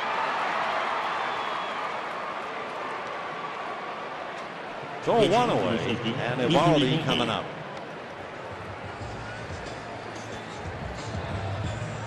We've been talking a lot about Wilson, but one reason is the fact that he's such an interesting guy. You know, he's worked out with Olympic athletes, NFL players, mixed martial arts fighters. He's even done focus and pain aversion exercises with Navy SEALs.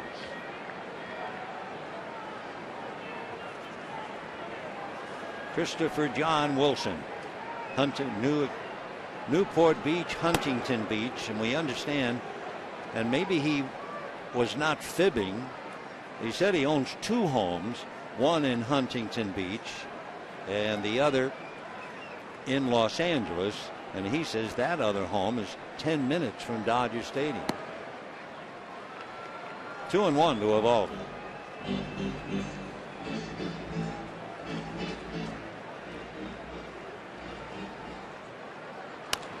Little ground ball to Kendrick. So 2 out here in the 5th inning. You know, you can spend Father's Day with your dad at Dodger Stadium on Sunday. Dodgers and White Sox at 1:10. Fans with the first 20,000 tickets will receive a sports bag. After the game, dads and their families invited onto the field to play catch. All compliments of United Airlines. So for tickets, visit Dodgers.com/promotion. 2 down, 5th inning. D. Gordon struck out, hit back to the box, 0 for 2. Both Pujols and Callaspo are up, looking bunt. Ball 1. 1 run, 6 hits for the Angels. Angels have left 6 in 5 innings. 1 run, 4 hits for the Dodgers. They've left 3. 2-0. One reason the Dodgers have only left 3, they've hit into 2 double plays in the first 4 innings. Giants are pulverizing the Astros. It's 8-0 up north. Ball 3. Remember, the day began, the Dodgers 4.5 in front of the Giants. The Angels 3.5 behind Texas.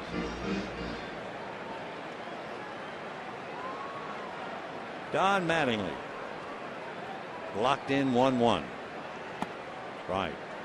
Going to have some fun tomorrow night at the Bel Air Hotel.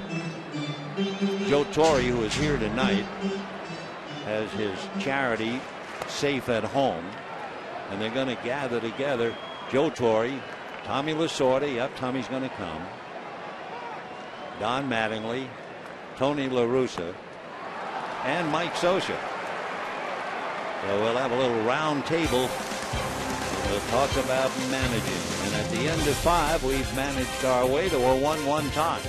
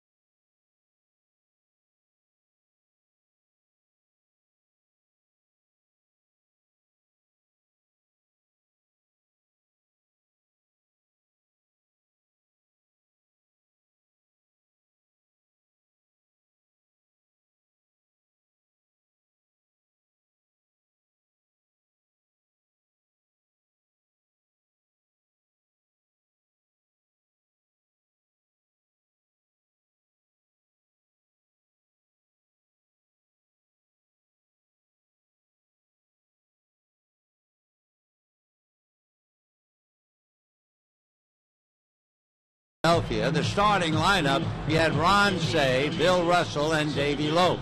And in the fourth inning, in a double switch, Steve Garvey came into the ballgame. 10 days later, all four started in the second game of a doubleheader for the first time and were together for a rather unbelievable 8.5 years. Let's go back to this one.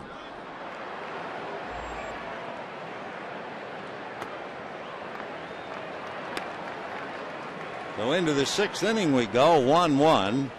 No balls and one strike to Howie Kendrick. And another strike. Kendrick struck out in the first inning, a 9-pitch at bat. Singled up the middle in the fourth inning just by a diving D. Gordon.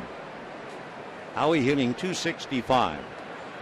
You know, in talking about that game in Philadelphia involving Garvey, Russell, Lopes, and Say, you probably won't believe this, but this is factual. 2-2. Philadelphia beat the Dodgers in that game 16-3. Yeah, you'll believe that. That can happen. But you know what the time of the game was? 2 hours and 9 minutes in a 16-3 game. Ground ball hard, backhanded by Hairston. I mean, look at the other night. The Angels won the game 3-2. That game was 4 hours. Times have changed. Here's Callaspo, homered and walked. On deck, Eric Ibar.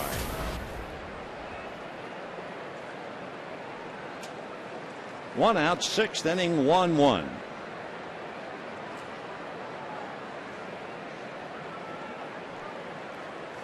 Callaspo along with Eric Ibar were teammates in Cedar Rapids 2003. Years go by and they're side by side with the Angels. And he promptly stings it into right field. So Eovaldi is certainly pitching from the stretch tonight. When Callaspo hit his home run, it was a towering fly ball right down the right field line, just inside the pole. His third home run of the year. He hit 6 last year. And now he comes up and bidding for a perfect night with a walk, a single, and the home run. And here's his buddy, Eric Ibar. Eovaldi is now allowed 7 hits but only 1 run. He has retired the Angels in order only in the third inning. He has now got a pitch count of 93 pitches, and Todd Coffey begins to warm up back of him. Ibar has popped up and then hit into that double play with the bases loaded when he hit the ground ball to Loney, who went to Ellis, back to Loney, and that helped the Dodgers get out of the jam when John Hester struck out. Ibar hitting .219.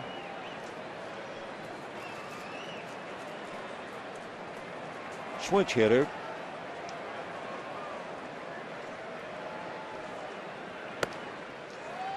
Ball 2.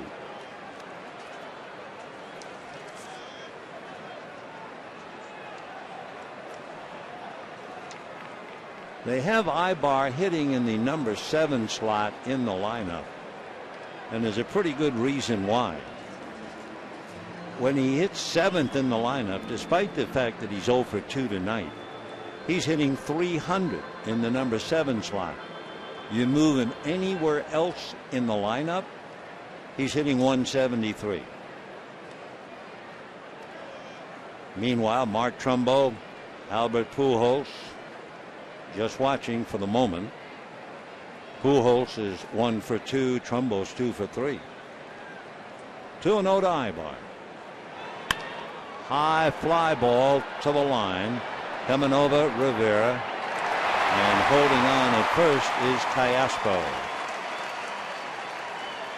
So 2 out in the 6th inning. Ibar goes back empty.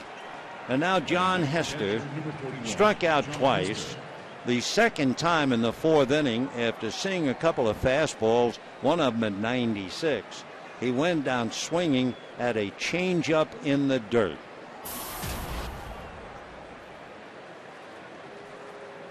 So John with a 7-game hitting streak, 0 for 2, and you have C.J. Wilson, the pitcher, on deck. Ball 1. Wouldn't go after that slider.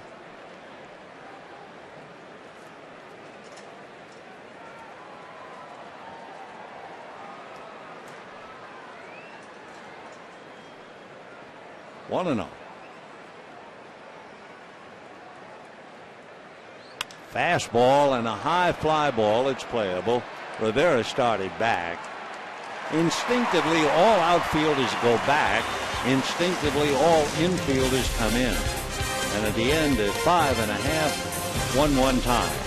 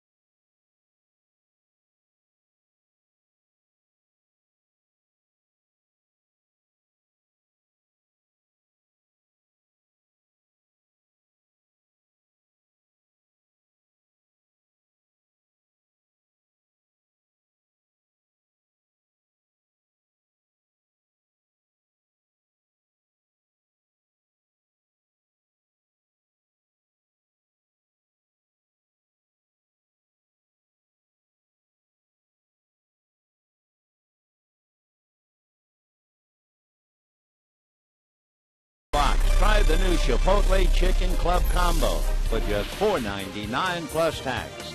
Buy 76 gas. We're on the driver's side. By Club Serrano. Get in on the action. Go to sanmanuel.com for details. And by Time Warner Cable.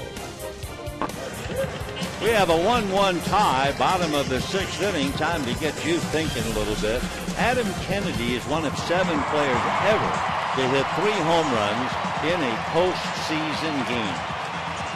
You know who the others are? Well, think about it. Meanwhile, Elian Herrera, Juan Rivera, and Andre Ethier ready to face C.J. Wilson, who has made 74 pitches through 5 innings. Herrera has walked, grounded out, scored the Dodger run, and ball 1.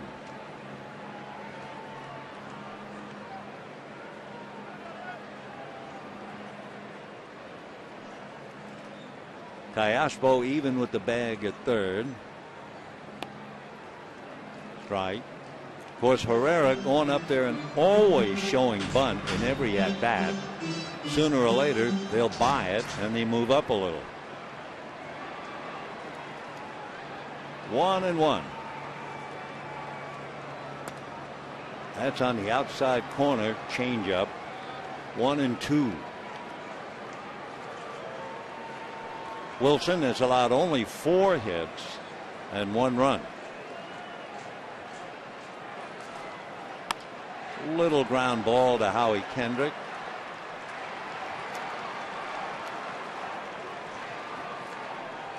One away, and Juan Rivera coming up.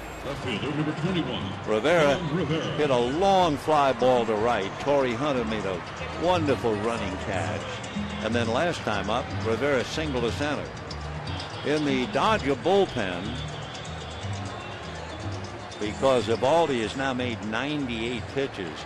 So Ronald Belisario begins to warm up.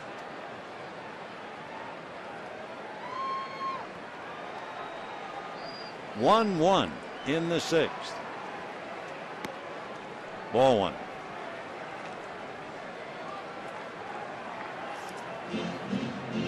Last night with the big crowd, we had over 55,000.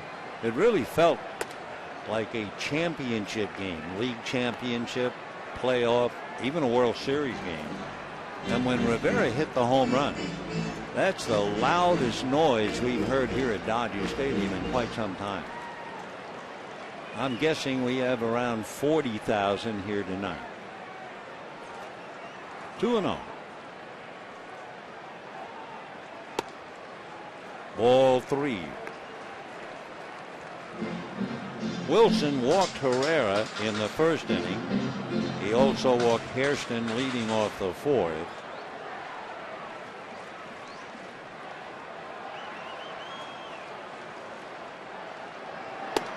And ball 4.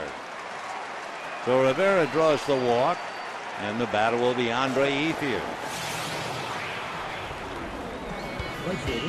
Andre Ethier doubled into the gap in right center, pursued by Torrey Hunter, scoring Herrera, and into 3rd after the throw was cut off by Pujols. Went Ethier, but then he stayed there when Hairston grounded out. Andre, 55 runs batted in, doing so much better this year than last against left-handers.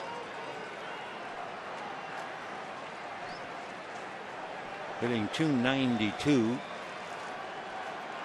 .297 against right-handers. So Andre 1 for 2. Slider down and away, 0-1.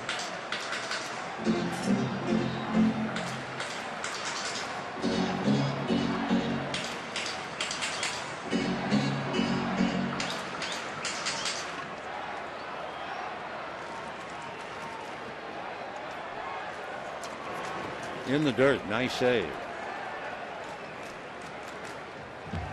John Hester, who's so tall and rangy for a catcher, 6'4". You'd expect to see him either in the outfield or at first base. Doing a good job. You know who helped develop C.J. Wilson? San Diego manager Bud Black.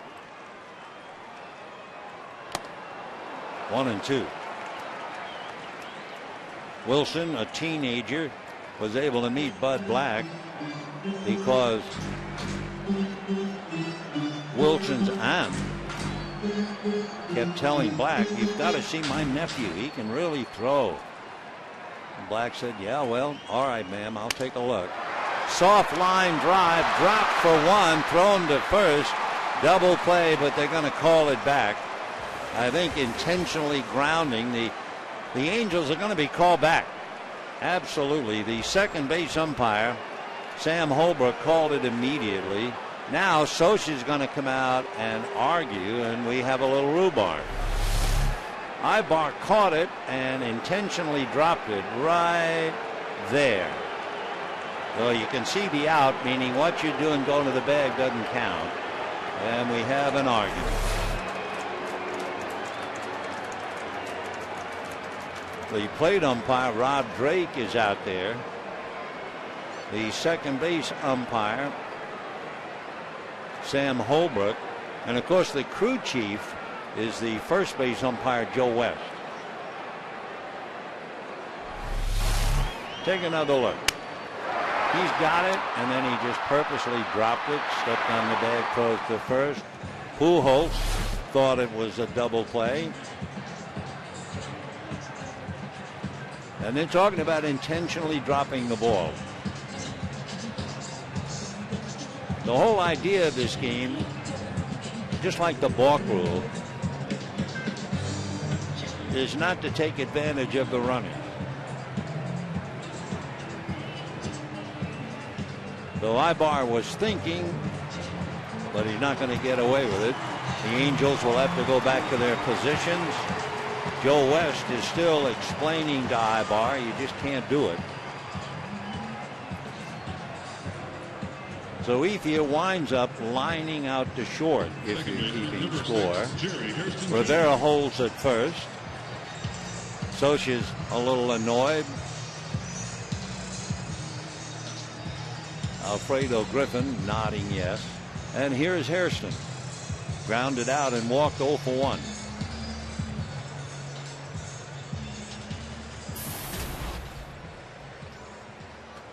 Just to finish up with Bud Black and this teenager by the name of Wilson.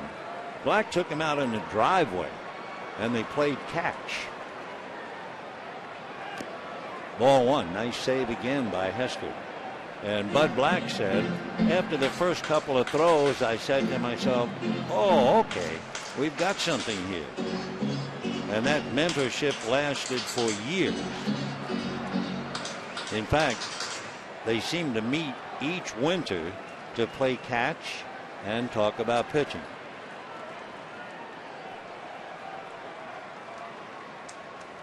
That's a strike.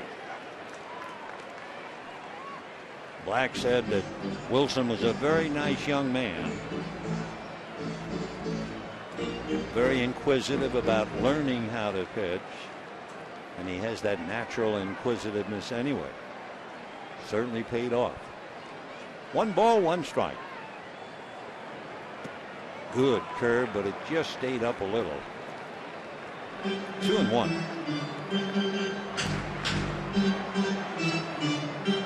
Wilson is 6'1", 215. He'll be 32 in the middle of November. He has 1 tattoo on his body. He doesn't drink, he doesn't smoke, he takes very good care of himself. And on that tattoo, it says straight edge.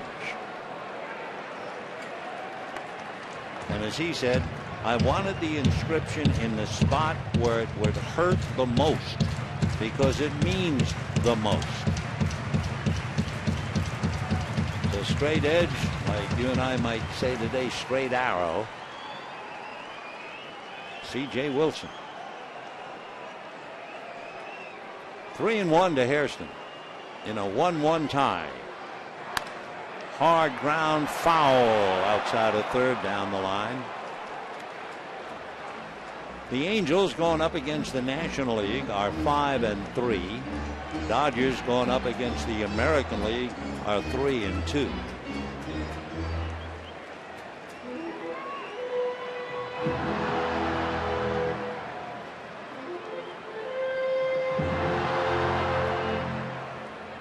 Hairston with A.J. Ellis on deck. By the way, up north, Giants are beating the Astros 10-0. Gregor Blanco has hit the 3rd Giant 2-run home run. But the story now is Matt Cain.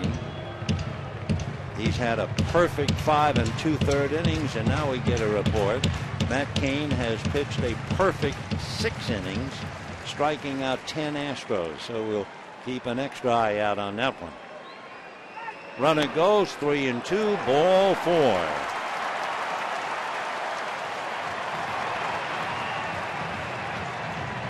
So Wilson, who had walked Herrera in the 1st inning and Hairston in the 4th, now walks 2 here in the 6th.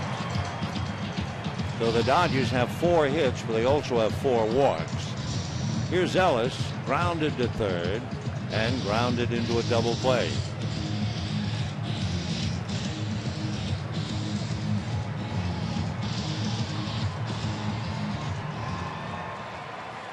Ellis batting .303.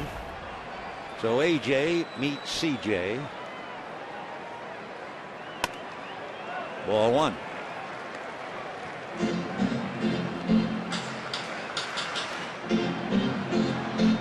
Andrew James Ellis, Christopher John Wilson.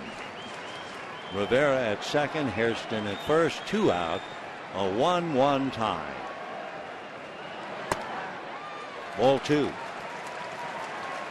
Now hold everything. Mike Butcher's going to go out and talk to CJ.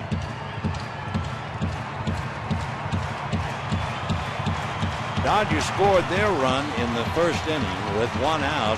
Herrera walked, and after Rivera was out on a fine catch by Torrey Hunter, Andre Ethier doubled into the gap in right center, and Herrera scored. However, the Angels didn't let that lead stay very long because Alberto Callaspo led off the second inning with a home run, his 3rd home run of the year, and that's it. We're 1-1 in the 6th.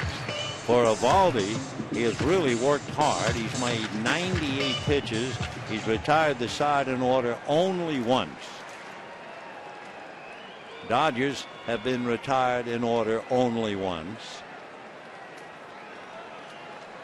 2-0 the count to Ellis. And ball 3. On deck, James Loney.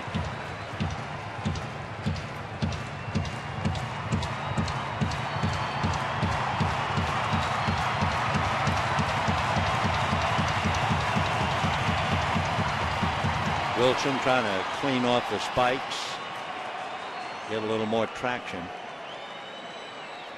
There's a little brush behind the mound.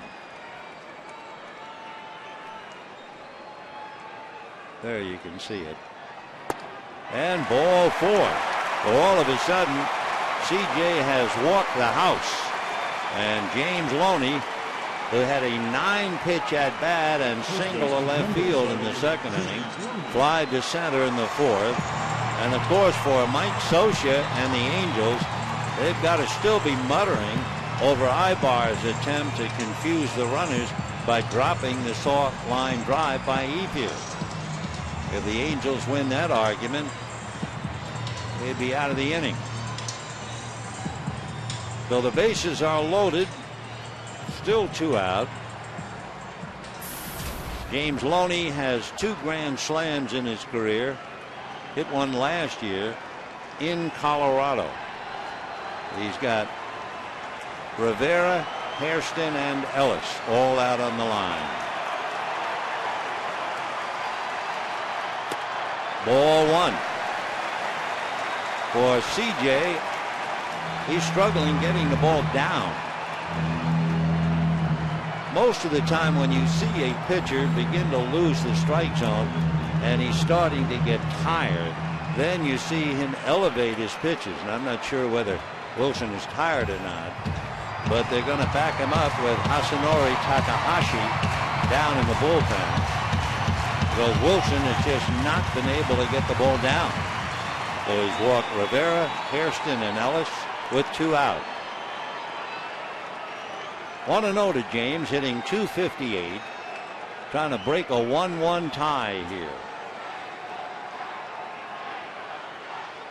And a fly ball to center. Trout started back but picks it off.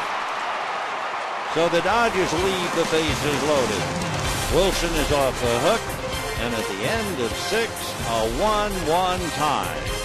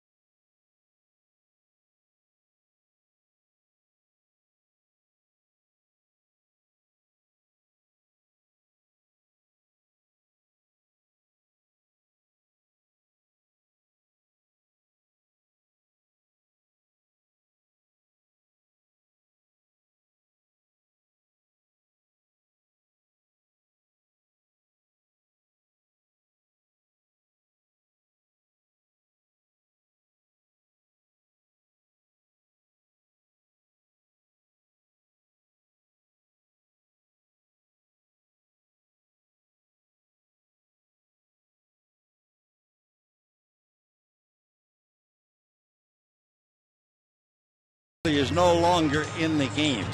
They each go 6.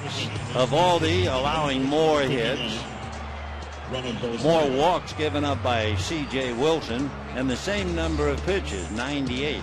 Wilson, however, looks like he's going to stay in the game. Evaldi has given the ball now to Ronald Belisario. So for Evaldi, again, another well-pitched game.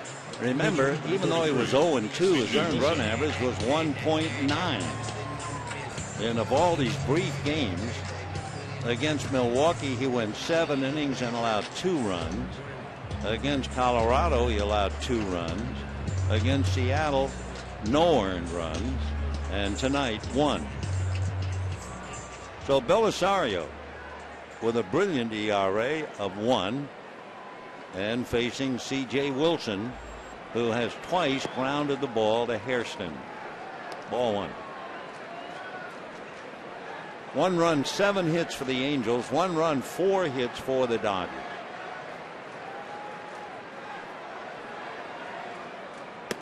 Ball 2. Interesting. The Dodgers left the bases loaded with 2 out in the 6th inning. The Angels, remember, had the bases loaded and nobody out in the 4th inning. And like Loney, came up empty.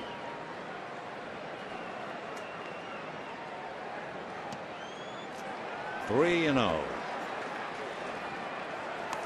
For Belisario, he has walked 8 and struck out 13, and he has Mike Trout to contend with on deck. Belisario from Maracay in Venezuela. Way outside. So Wilson draws the walk. We have time to answer the trivia question about Adam Kennedy, one of 7 players ever to hit 3 home runs in a postseason game. Who are the others?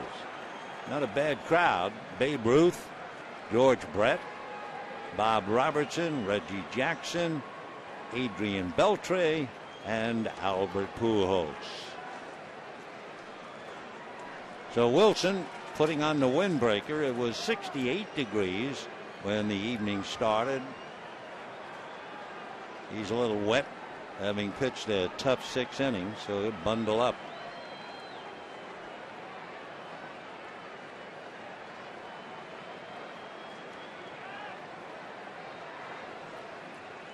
So Wilson at first, and Mike Trout checking in with Dino Abel. Trout reached on the error by Gibson. Gordon's error, grounded to short, and then last time up, single to right. A bunt attempt, 0-1. Trout hitting .345, 6 home runs, 26 runs batted in. Now maybe he was not asked to bunt, because Abel came right out of there. Young Mike, 6 home runs, 26 RBIs. In looking at Trout's work, he has not sacrificed. Almost got him. Trout, with his great speed, has grounded into 1 double play. So when you look at his numbers, you think maybe that bunt attempt, he just misread a sign, maybe. 1-1. 1-2.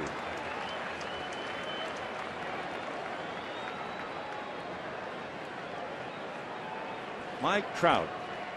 He's a Jersey boy.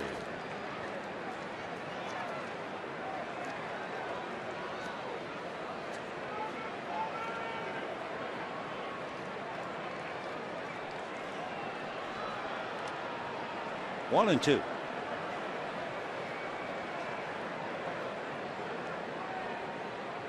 Trout checking with Abel again. Mike's a chip off the old block. His dad was drafted by the Twins back in 1983 and played 4 years in the minors. His father went to the University of Delaware. The only scholarship that Mike Trout was offered was from East Carolina. I guess one reason was he was such a good football player. They thought maybe he was going to go in that direction. Then he hurt his ankle as a freshman and decided enough of that. 2-2.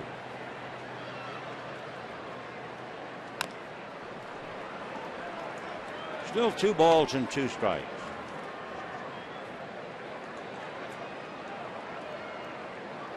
We have a 1-1 tie, 7th inning.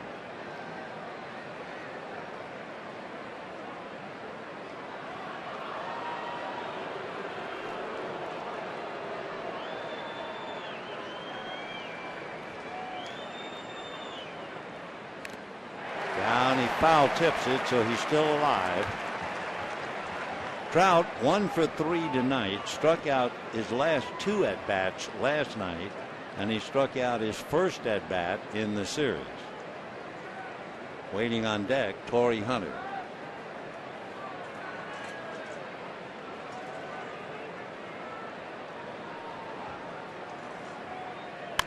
Big bouncer, short hop by Uribe, and the play at second is in time.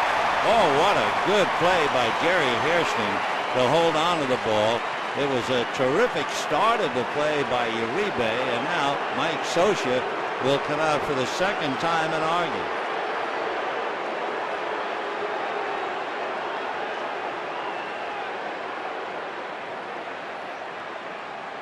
Mike can't believe the call at second by Sam Holbrook, and Holbrook said to whatever Mike said, he was on the bag. So I guess Mike thought that perhaps he wasn't. There's the short hop, Uribe. There's Hairston. And it was a question of whether that right foot's on the bag or not. You and I'll never know. Well, maybe this way. Yeah, foot's on the bag. Then it slid off, but the force plays in the books. So it was a very good call by Sam Holbrook, where Mike sat or stood in the Angel dugout.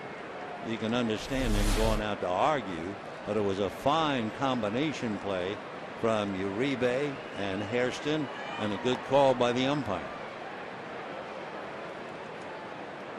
So Trout over there at first.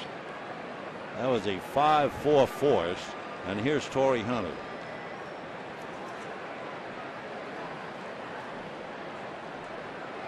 There goes Trout. The pitch inside, the throw. He's in there. By the way, there's been so much talk about Mike Trout, and a great deal of it well deserved already at 20 years old. He is not a switch hitter. He's right-handed all the way. But Mike Trout is 6'1" and 215 pounds. In case you wonder, the great Mickey Mantle, and that's how close that play was, but again, a good call. Mickey Mantle was 5'11" and 195 pounds. So Trout is bigger, both height and weight. Hunter trying to pick him up. Torrey is 0 for 3.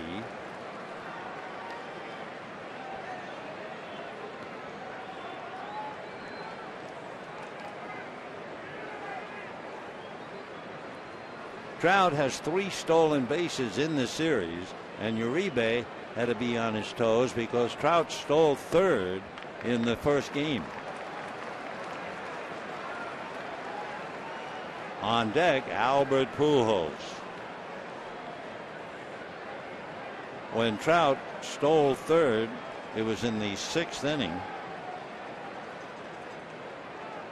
And he stole third against Josh Lindblom. That's right. That was the Capuano game. All right, Torrey hitting .271, 9 home runs, 25 runs batted in. 7th inning and a 1-1 tie. Ball 4. So, of course, for Belisario, he got himself into the mess by walking the opposing pitcher, C.J. Wilson. And now Albert Pujols. Single to right. Missed by inches, having a line drive double and walk last time up. And going out to the mound, Rick Honeycutt. Albert Pujols on his way to establishing all kinds of records.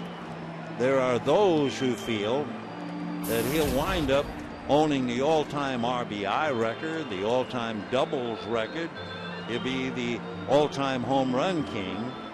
They figure he's going to have 3,500 hits. Of course, for Pujols, he would have to continue his incredible play for many years.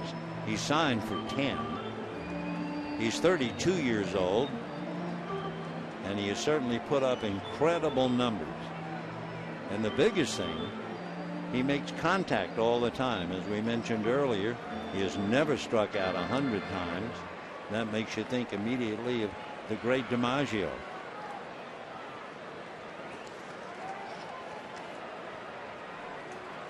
When DiMaggio was at his best in his entire career, he had 361 home runs and he struck out 369 times. That's all. That's a strike. DiMaggio's career batting average was 325, and this will take your breath away. We're talking about Pujols not striking out 100 times. Joe DiMaggio never struck out more than 39 times in a season. 0-2.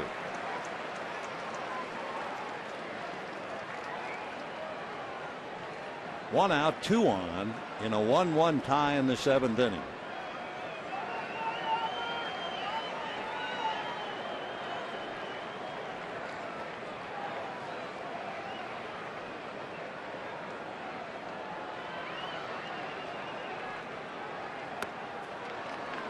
One and two. Last year with the Cardinals, Pujols walked 61 times, struck out 58.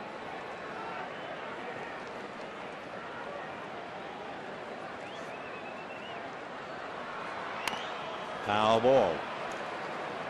As he stands at the plate right now, Pujols has struck out more times than he has walked for now. He has struck out 31 times and he has walked 22. So Trout at second, Hunter at first. They both run very well. Big bouncer foul. Pujols, like all the hitters, but a firm believer of hitting off the tee. Sean Green has an interesting book out. It's a slim book,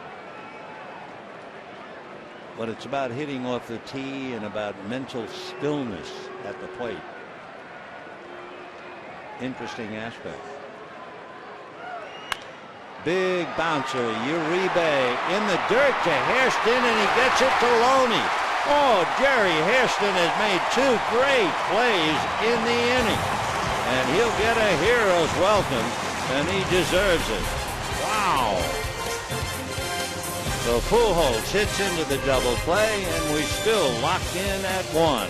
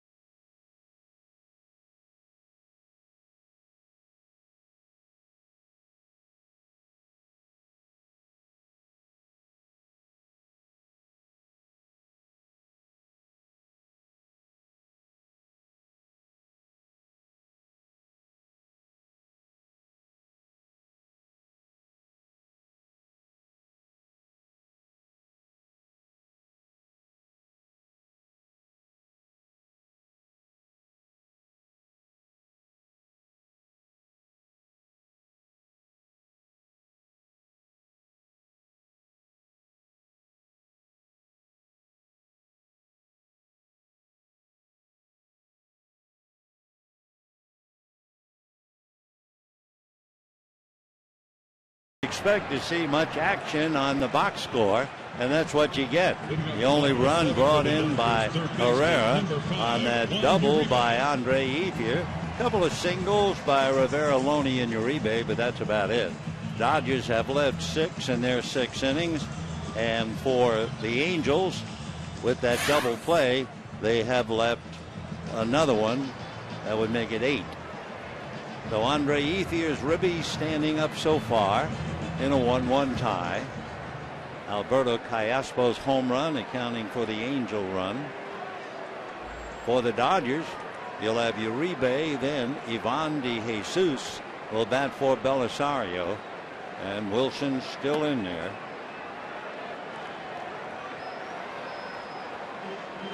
He's now made 99 pitches. Wow. Uribe swinging as hard as he can without falling down. He singled to right and flied to right. Little dribble at a shortstop. Ibar makes the play. You know, in San Francisco, there's something going on besides the fact that Giants are beating the way out of Houston. It's Matt Cain. He is pitching so far a perfect game, and a great catch by Gregor Blanco in deep right center field keeps it alive. That retired Jordan Schaefer, that was the first out, and Matt Cain has now pitched a perfect 7 innings. So far he's made 103 pitches. His high this year has been 117, and he has 2 innings to go. Here's De Jesus batting .308, hitting for Belisario. Ball 1. De Jesus appeared as a pinch hitter in the 8th inning of the first game and singled to center. He also stole a base. Down in the Dodger bullpen, Josh Lindblom begins to loosen up.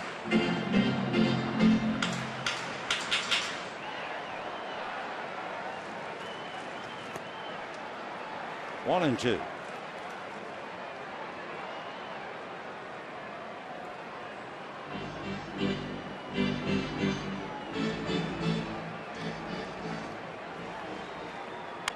And a soft line drive at Callaspo. So De Jesus lines out for the second out. So, you know, Hello Kitty Night at Dodger Stadium is back by popular demand. Sunday, July 1st, Dodgers and Mets at 5:10. Fans with the first 50,000 tickets will receive their very own Hello Kitty mini bobblehead in Dodger gear.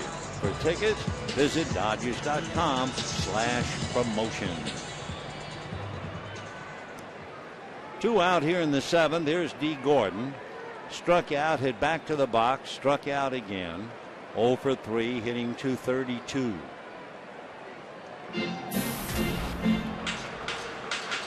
When the Angels bat in the 8th, they'll have Trumbo, Kendrick, and Callaspo.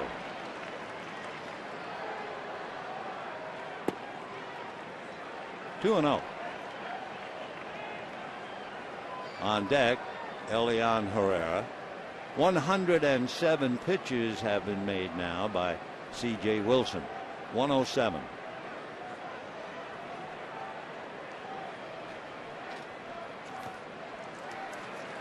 And he's behind now, 3-0. He had some problems in the 7th inning. Remember, he couldn't get the ball down. Walked 2. Now he's on the edge, 3-0 with D. Gordon.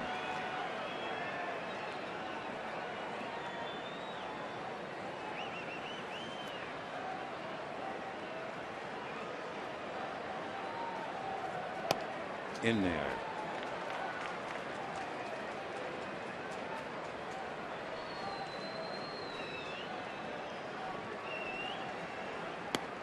Another strike.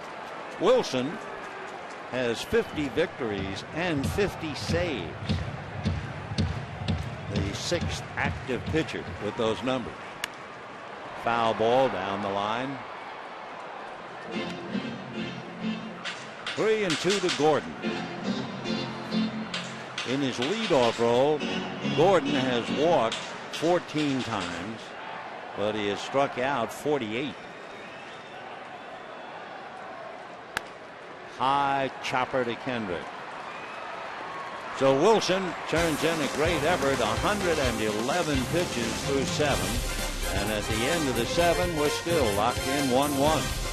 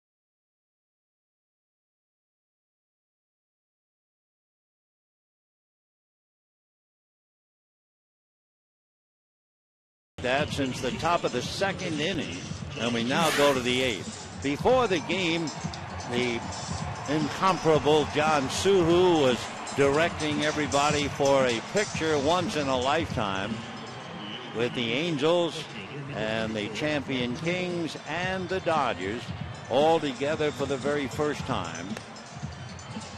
Suhu, our answer to Matthew Brady, comes up with a gem. Way to go, John. Meanwhile, Josh Lindblom becomes the 3rd Dodger pitcher. Vivaldi went 6, Belisario went 1, and here's Big Josh. A workhorse 7 times in the last 13 games, and usually the 8th inning. He'll be facing Trumbo, who has a single, a double, and struck out. When Trumbo struck out in the 5th inning, he went down with 2 on. Way out in front, 0-1. In fact, when Mark struck out in the 5th inning, he was way out in front of a change.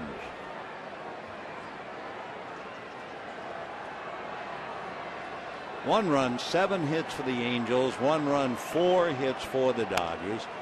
Big ground ball to Uribe, cranks it up, throws him out. Certainly the inning that has to bother the Angels in retrospect would be the 4th inning. Trumbo had singled, Kendrick had singled, and Cayaspo walked. So Mike had the bases loaded and nobody out. Ibar hit a hard ground ball to Loney, who threw to the plate for 1. Ellis returned it to Loney for 2. And then John Hester struck out, and the Dodgers were out of the jam. Ball 1. So Eric Ibar's ground ball double play started by Loney has kept the game 1-1. Howie Kendrick has struck out, single, grounded out. 2-0. For Kendrick, a rare at bat in the 1st inning.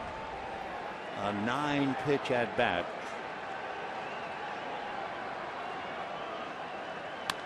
And a towering pop fly. Big league pop up. And it's Gordon. So we have 2 out in the 8th inning. Now let's take a peek of what's going on up north. In the 8th inning for the Astros, Brett Wallace ran the count to 3-2 and was called out on strikes. For Matt Cain, that would be his 14th strikeout, and he is now gone through 8. So Matt Cain is 3 outs away from a perfect game against the Astros.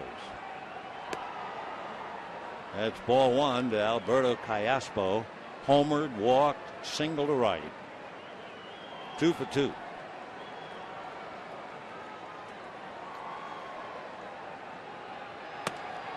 In there, 1-1. 1 run, 7 hits, no errors for the Angels. 1 run, 4 hits, 1 error for the Dodgers.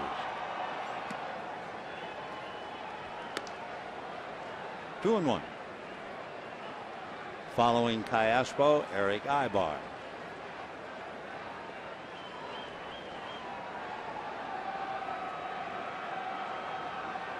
Fastball, that's lifted to straightaway center. Herrera.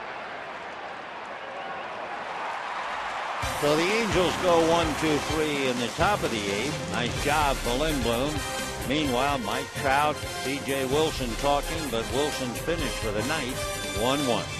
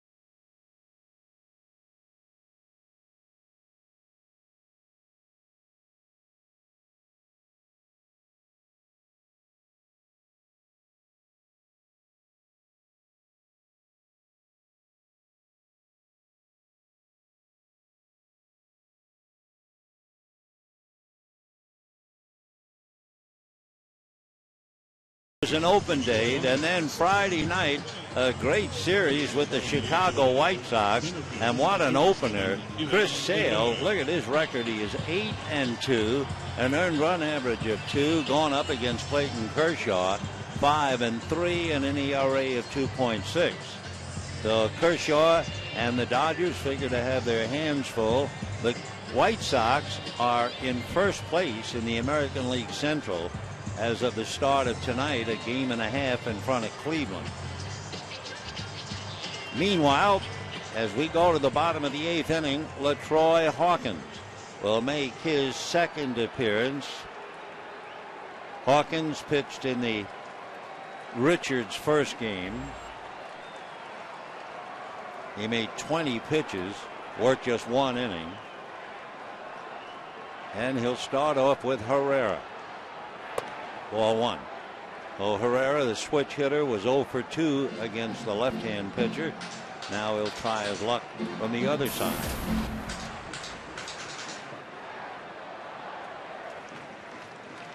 One ball and no strikes. Another show of bunt. Ball 2. What it does, it forces the Angels to bring Callaspo in on the grass, bring Pujols up even with the bag. Down in the Dodger bullpen, Kenley Jansen warming up for the 9th inning. 2-0. In there, 2-1. Herrera batting .293 with 11 runs batted in against LaTroy Hawkins, better known as Satch, 6'5", 215 out of Gary, Indiana. Foul back.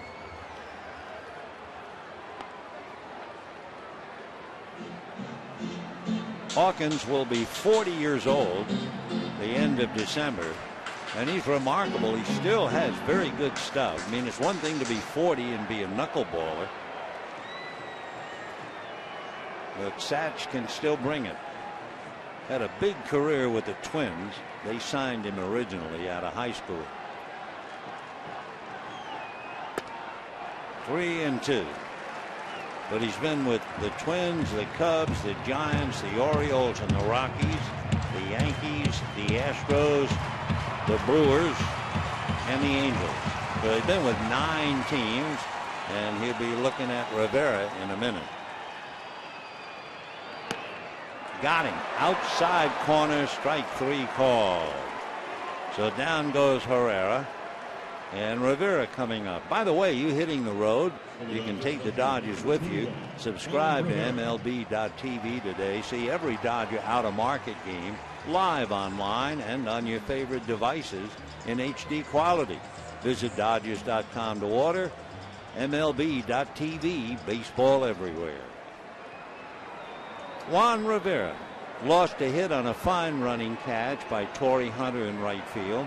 Single to center and walk. Dodgers have only 4 hits, and they had 3 hits in the first 2 innings.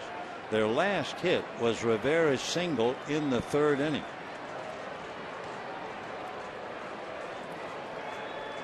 One ball and no strikes.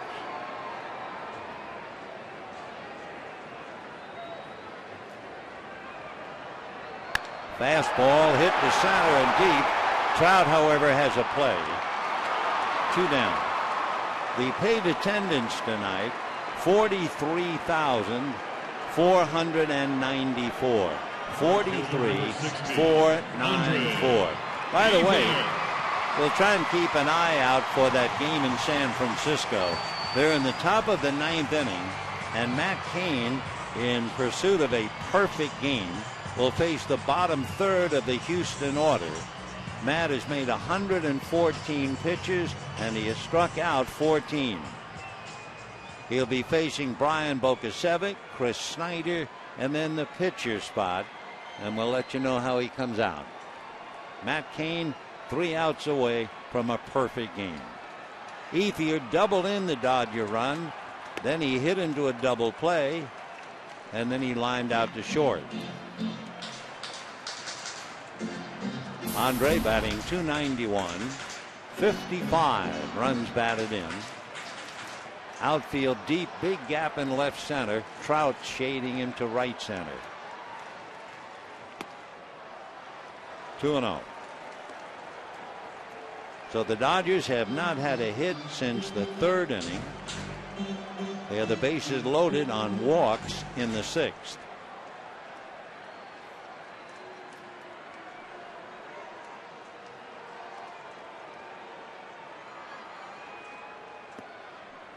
Ball 3. Well, in this kind of a game, there's nothing automatic for Andre Ethier to be taking 3-0.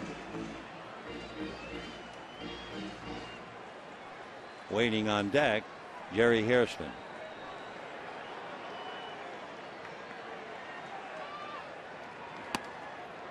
Tough pitch to pull. 3-1.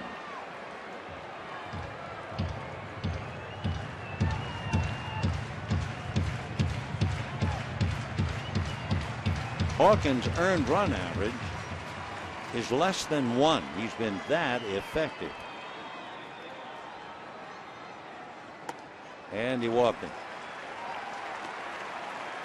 So the only thing the Dodgers have since Rivera's single in the 3rd inning are base on balls.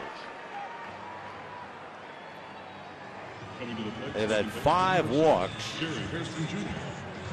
since that single in the 3rd inning. Jerry Hairston had a remarkable 7th inning,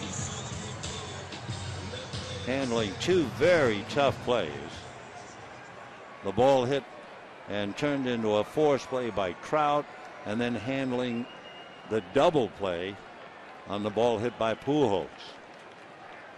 Jerry hitting .339, has walked twice, grounded out 0 for 1.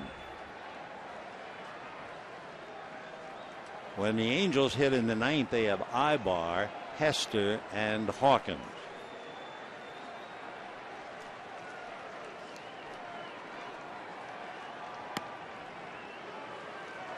In the dugout, Mike Scioscia goes into the deck.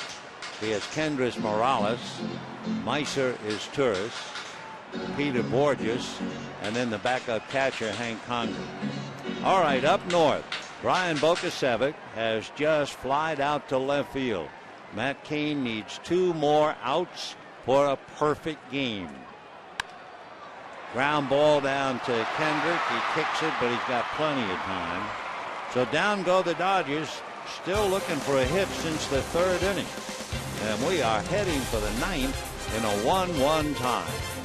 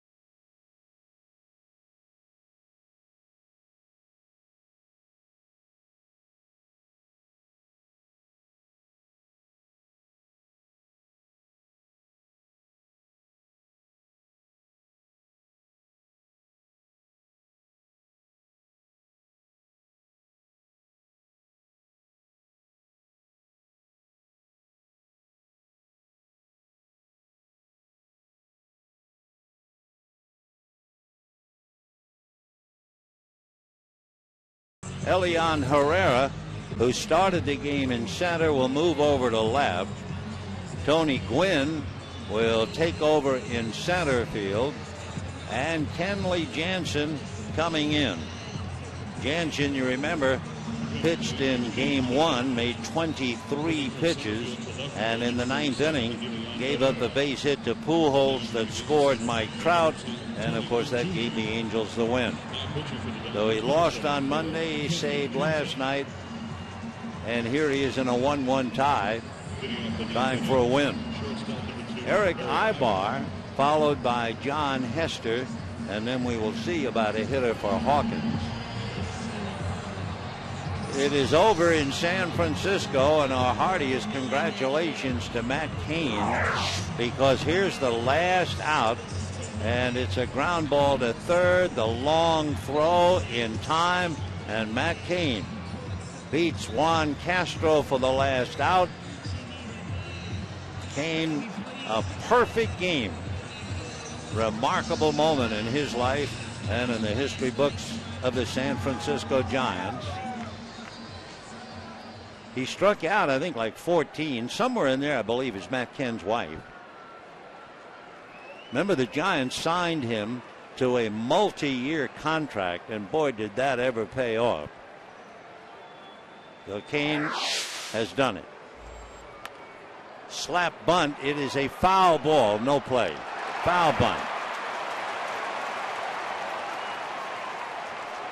So Ibar will have to come back and try it again. So he has certainly taken that right out of Furcall's playbook. And here's the story on Matt Cain. the 22nd perfect game in Major League history. And that includes Don Larson's 1956 World Series perfect game against the Dodgers. For Matt, 14 strikeouts. Sandy had the same thing in his perfect game. Remember Koufax's perfect game against the Cubs, and the opposing pitcher, Bob Henley, pitched a one-hitter that night. Meanwhile, right here, Ibar's up here in a strike one count. 1-1. For the Giants, they've had a parade of pitchers who have turned in no-hitters, but this is the perfect game for the first time. Giants have had 8 no-hitters, and now their first perfecto. 1 ball and 1 strike. And a high fly ball to deep right field. Ethier to the track at the wall. Gone. Eric Ibar, 0 for 3, reaches the right field stands, and the Angels lead 2-1 for Ibar, his first home run of the year.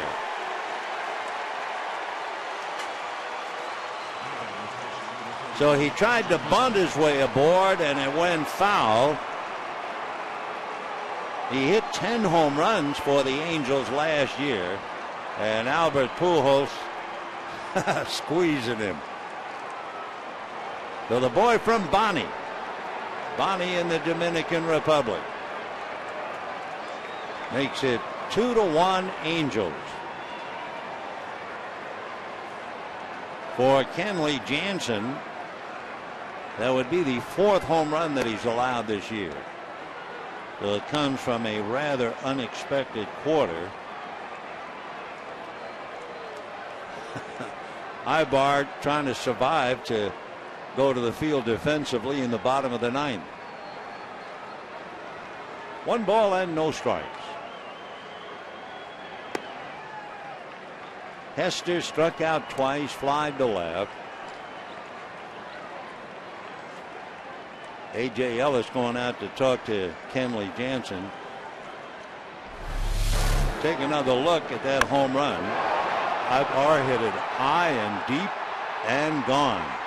And Jansen knew it. Take another look. Out over the plate. Ethier running out of real estate. So 2 runs, 8 hits for the Angels, 1 run, 4 hits for the Dodgers. Ibar trying to survive in the dugout. He and his buddy Callaspo each now hit a home run tonight. So the kids who were teammates way down in the low minors together, and they homer. That's a strike to Hester in the count, 2-1. So Callaspo now got the first one. Ibar gets the one in the 9th. 2-1 Angels.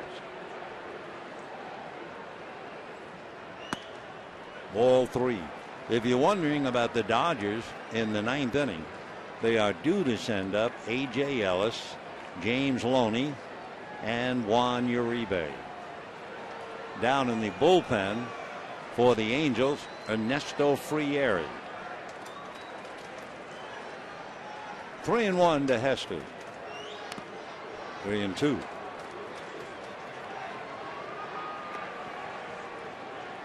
Ellis got a little bit of that. So Hester, a fellow catcher, backs away to let A.J. pull himself together.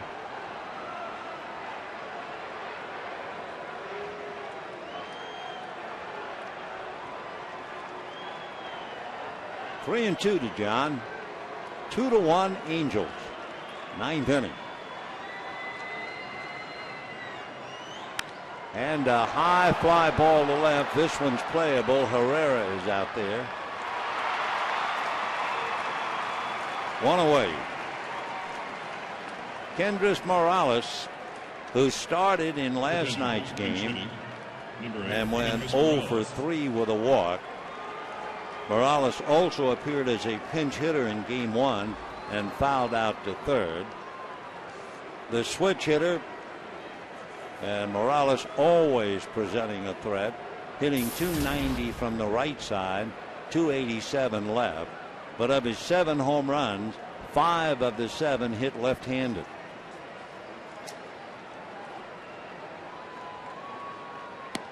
Dodgers put up their triangle defense against Morales as Ibar and Pujols watch. Dodgers playing Hairston a good 15 feet out there in right field. Gordon on the other side of second base. Uribe all alone between second and third. Morales, who hit the grand slam, one great moment of joy. And then, of course, the unbelievably freakish accident involving his ankle that threatened his career. But he's back and playing. Fouled away.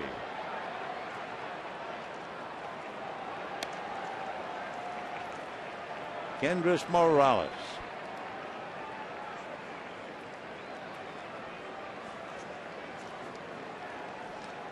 He's from Sancti Spiritus in Cuba.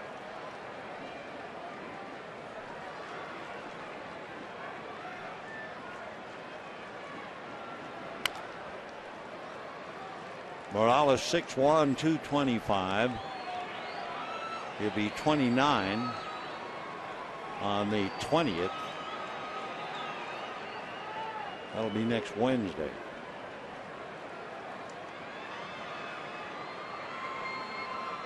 No balls and 2 strikes.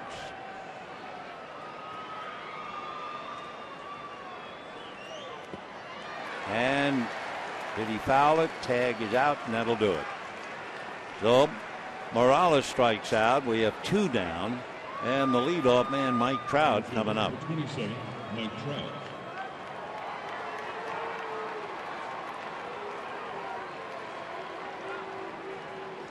Mike Trout reached on an error, grounded to short, single to right, hit into a force play, and stole a base. And now let's see. Mattingly rarely making a move, but he's doing it right now, and Todd Coffey is going to be called in. So Kenley Jansen goes to the well once too often. Here comes Todd, and we'll be back.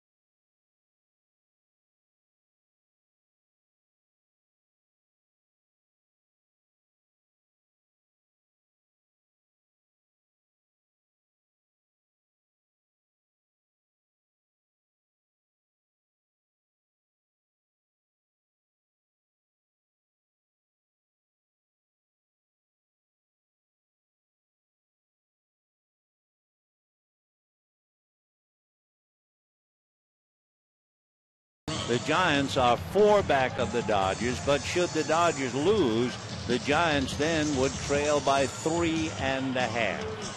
And the Angels are leading 2-1 in the 9th inning.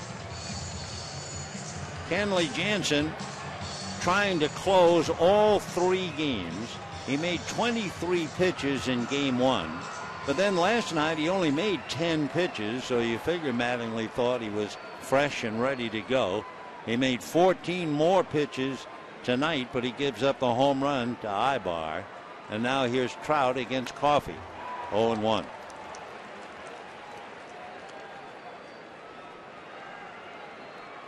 Todd Coffey trying to get the third out. Ellis, Loney, and Uribe due up in the bottom of the ninth for the Dodgers. Coffey's in his 15th game. Slider 0-2 to Trout.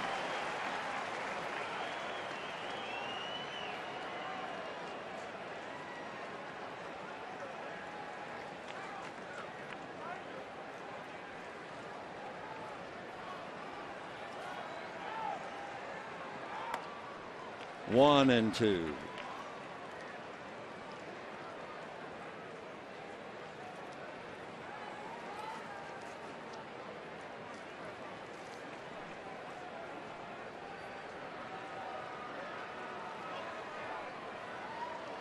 Two to one Angels, 2 out, top of the ninth. Half swing, strike 3, and the out recorded at first. So Coffey strikes him out, but it's a little late. The home run by Ibar, and the Angels lead 2-1.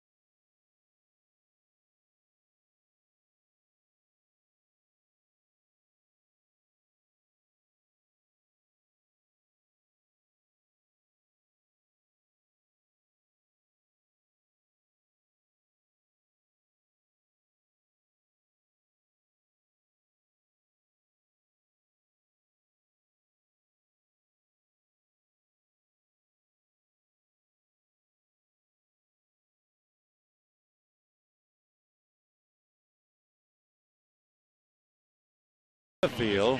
Peter Borges takes over in center field, and on the mound,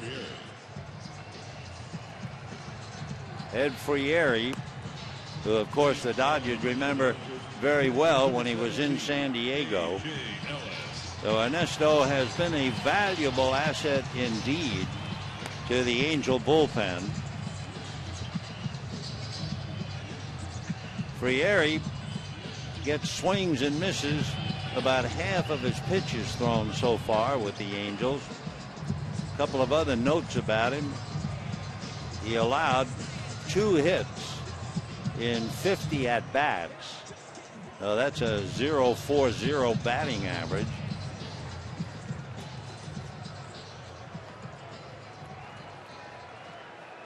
He has walked 12, striking out 33. And ball 1 to A.J. Ellis. Interesting footnote to Matt Cain's perfect game tonight in San Francisco. Matt missed a perfect game in April by just 1 batter. And it was a base hit against Pittsburgh. And the opposing pitcher, James McDonald, got the only hit. Well, he came so close then, and he finally did it tonight. Meanwhile, 3-0 the count to A.J. Ellis. Frieri has walked 12, struck out 33. He is not allowed a home run. from Columbia.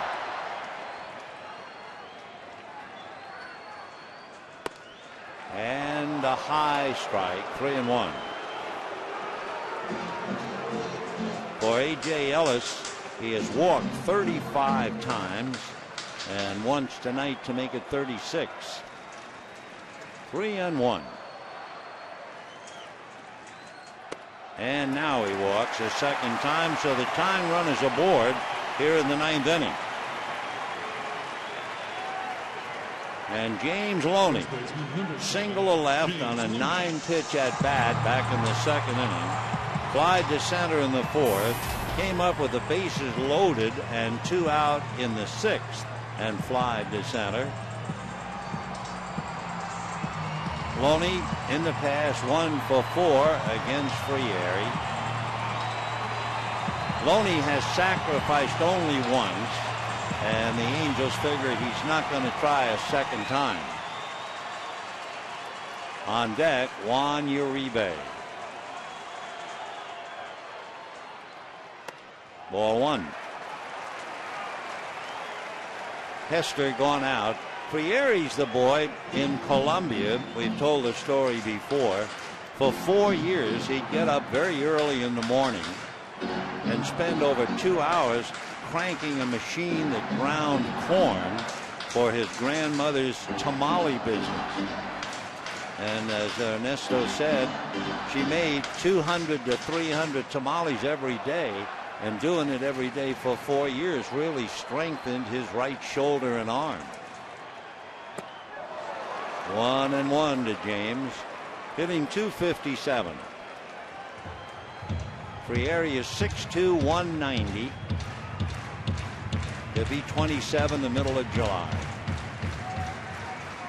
So the tying run, A.J. Ellis at first, nobody out. But the only Dodger runners have been walks since the 3rd inning. Ball 2. 43,494. Socia has used Wilson and Hawkins and now Frieri.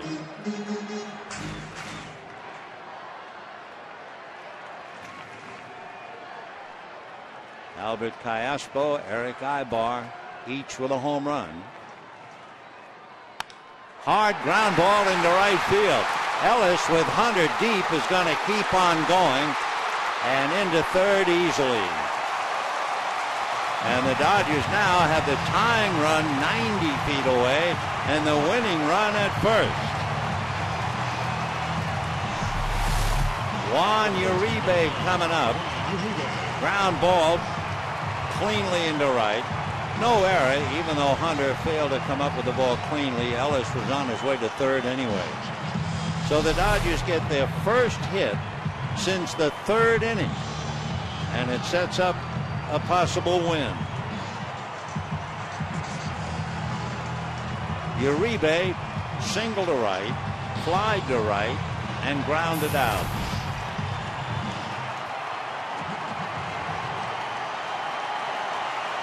Infield halfway, and ball 1. Uribe, in case you wonder, does not have a sacrifice fly.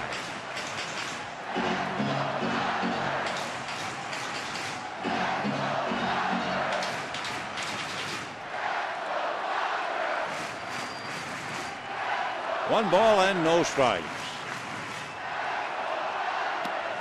Ball 2. Frieri, by the way, with a runner at third base, does not have a wild pitch. 2-0 to Juan Uribe. And boy, this crowd really into it.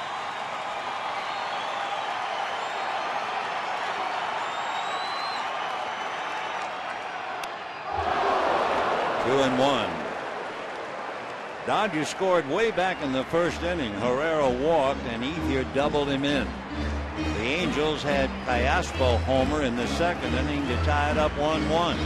Stayed that way until the top of the 9th when Ibar hit a home run to make it 2-1 Angels. And now the Dodgers trying to get off the floor. First and third, nobody out. 2-2. Uribe hitting .244, 1 home run, 10 runs batted in. Ellis, the tying run, 90 feet away. Loney at first.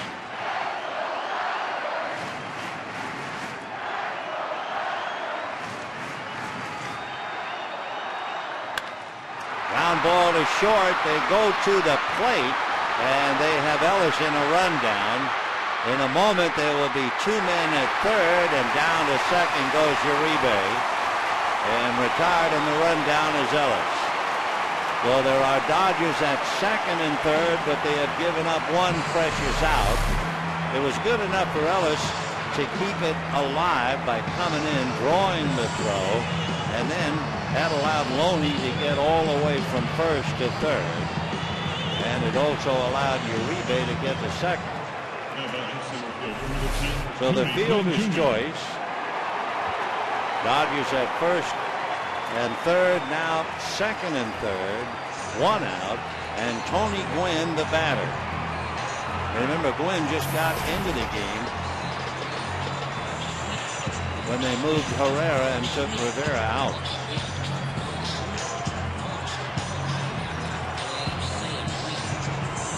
Tony Gwynn tried to bunt once in the series. The infield is up. Outfield fairly shallow. Gwynn hitting .267. A strike, 0-1.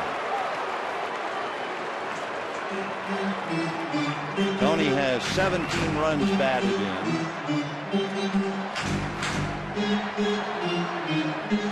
Waiting on deck, D. Gordon.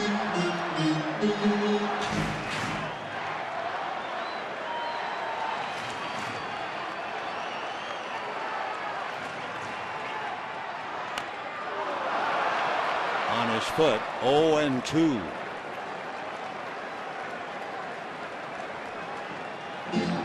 So one moment the Dodgers had first and third, nobody out. Now they have second and third with 1 out. Ibar in to talk briefly to Frieri. C.J. Wilson went 7, allowed 1 run. LaTroy Hawkins pitched 1 inning, did not allow anything. Dodgers, Evaldi, Belisario, Lindblom, Jansen, and Coffey. 0-2 to Tony Gwynn. Time.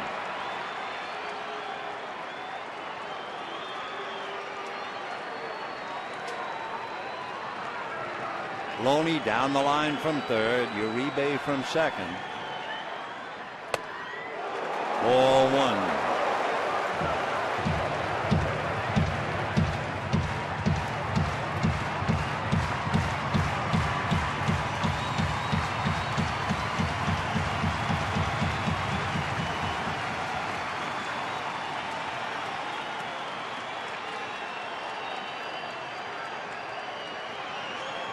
One and 2. Fastball got him. You see the look on Frieri's face when he looked in to get the sign. It was almost a smirk, a confident smile, and he came in with a fastball and froze Gwynn right there. Because Tony probably thought it was below the strike zone. Bobby Abreu is now going to come up and bat for Gordon.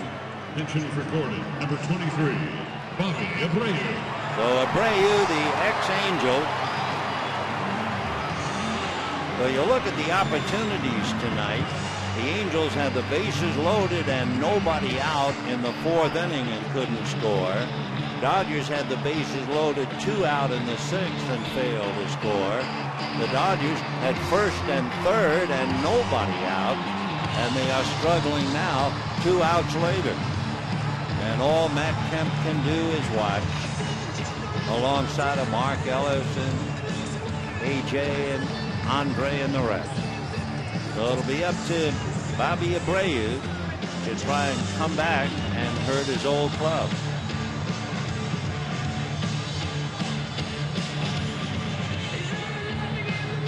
Bobby, who joined the Angels after having been with the Astros, Phillies, and Yankees. So he had 3 years with the Angels.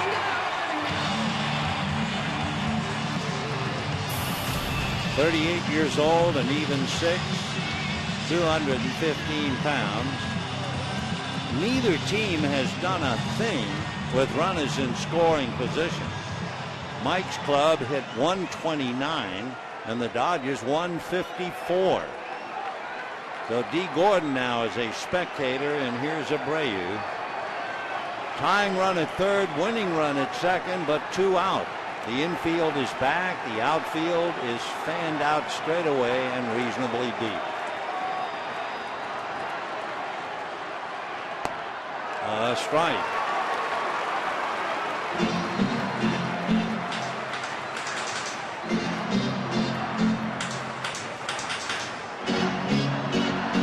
Bobby Abreu is 2 for 5 this year as a pinch hitter and has 1 run batted in.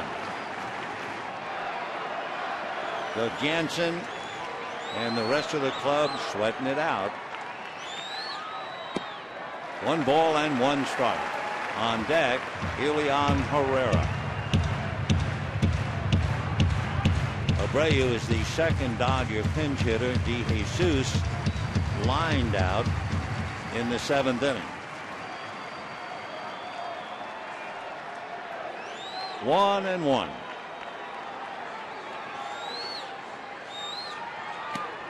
And a strike.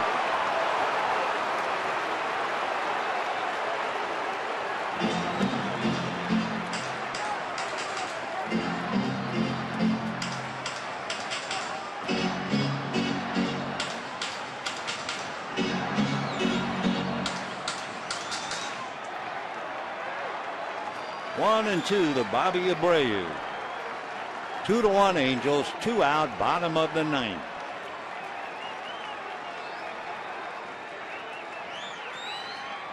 And a bouncer back to Frieri. Nice play by the pitcher, and that's that.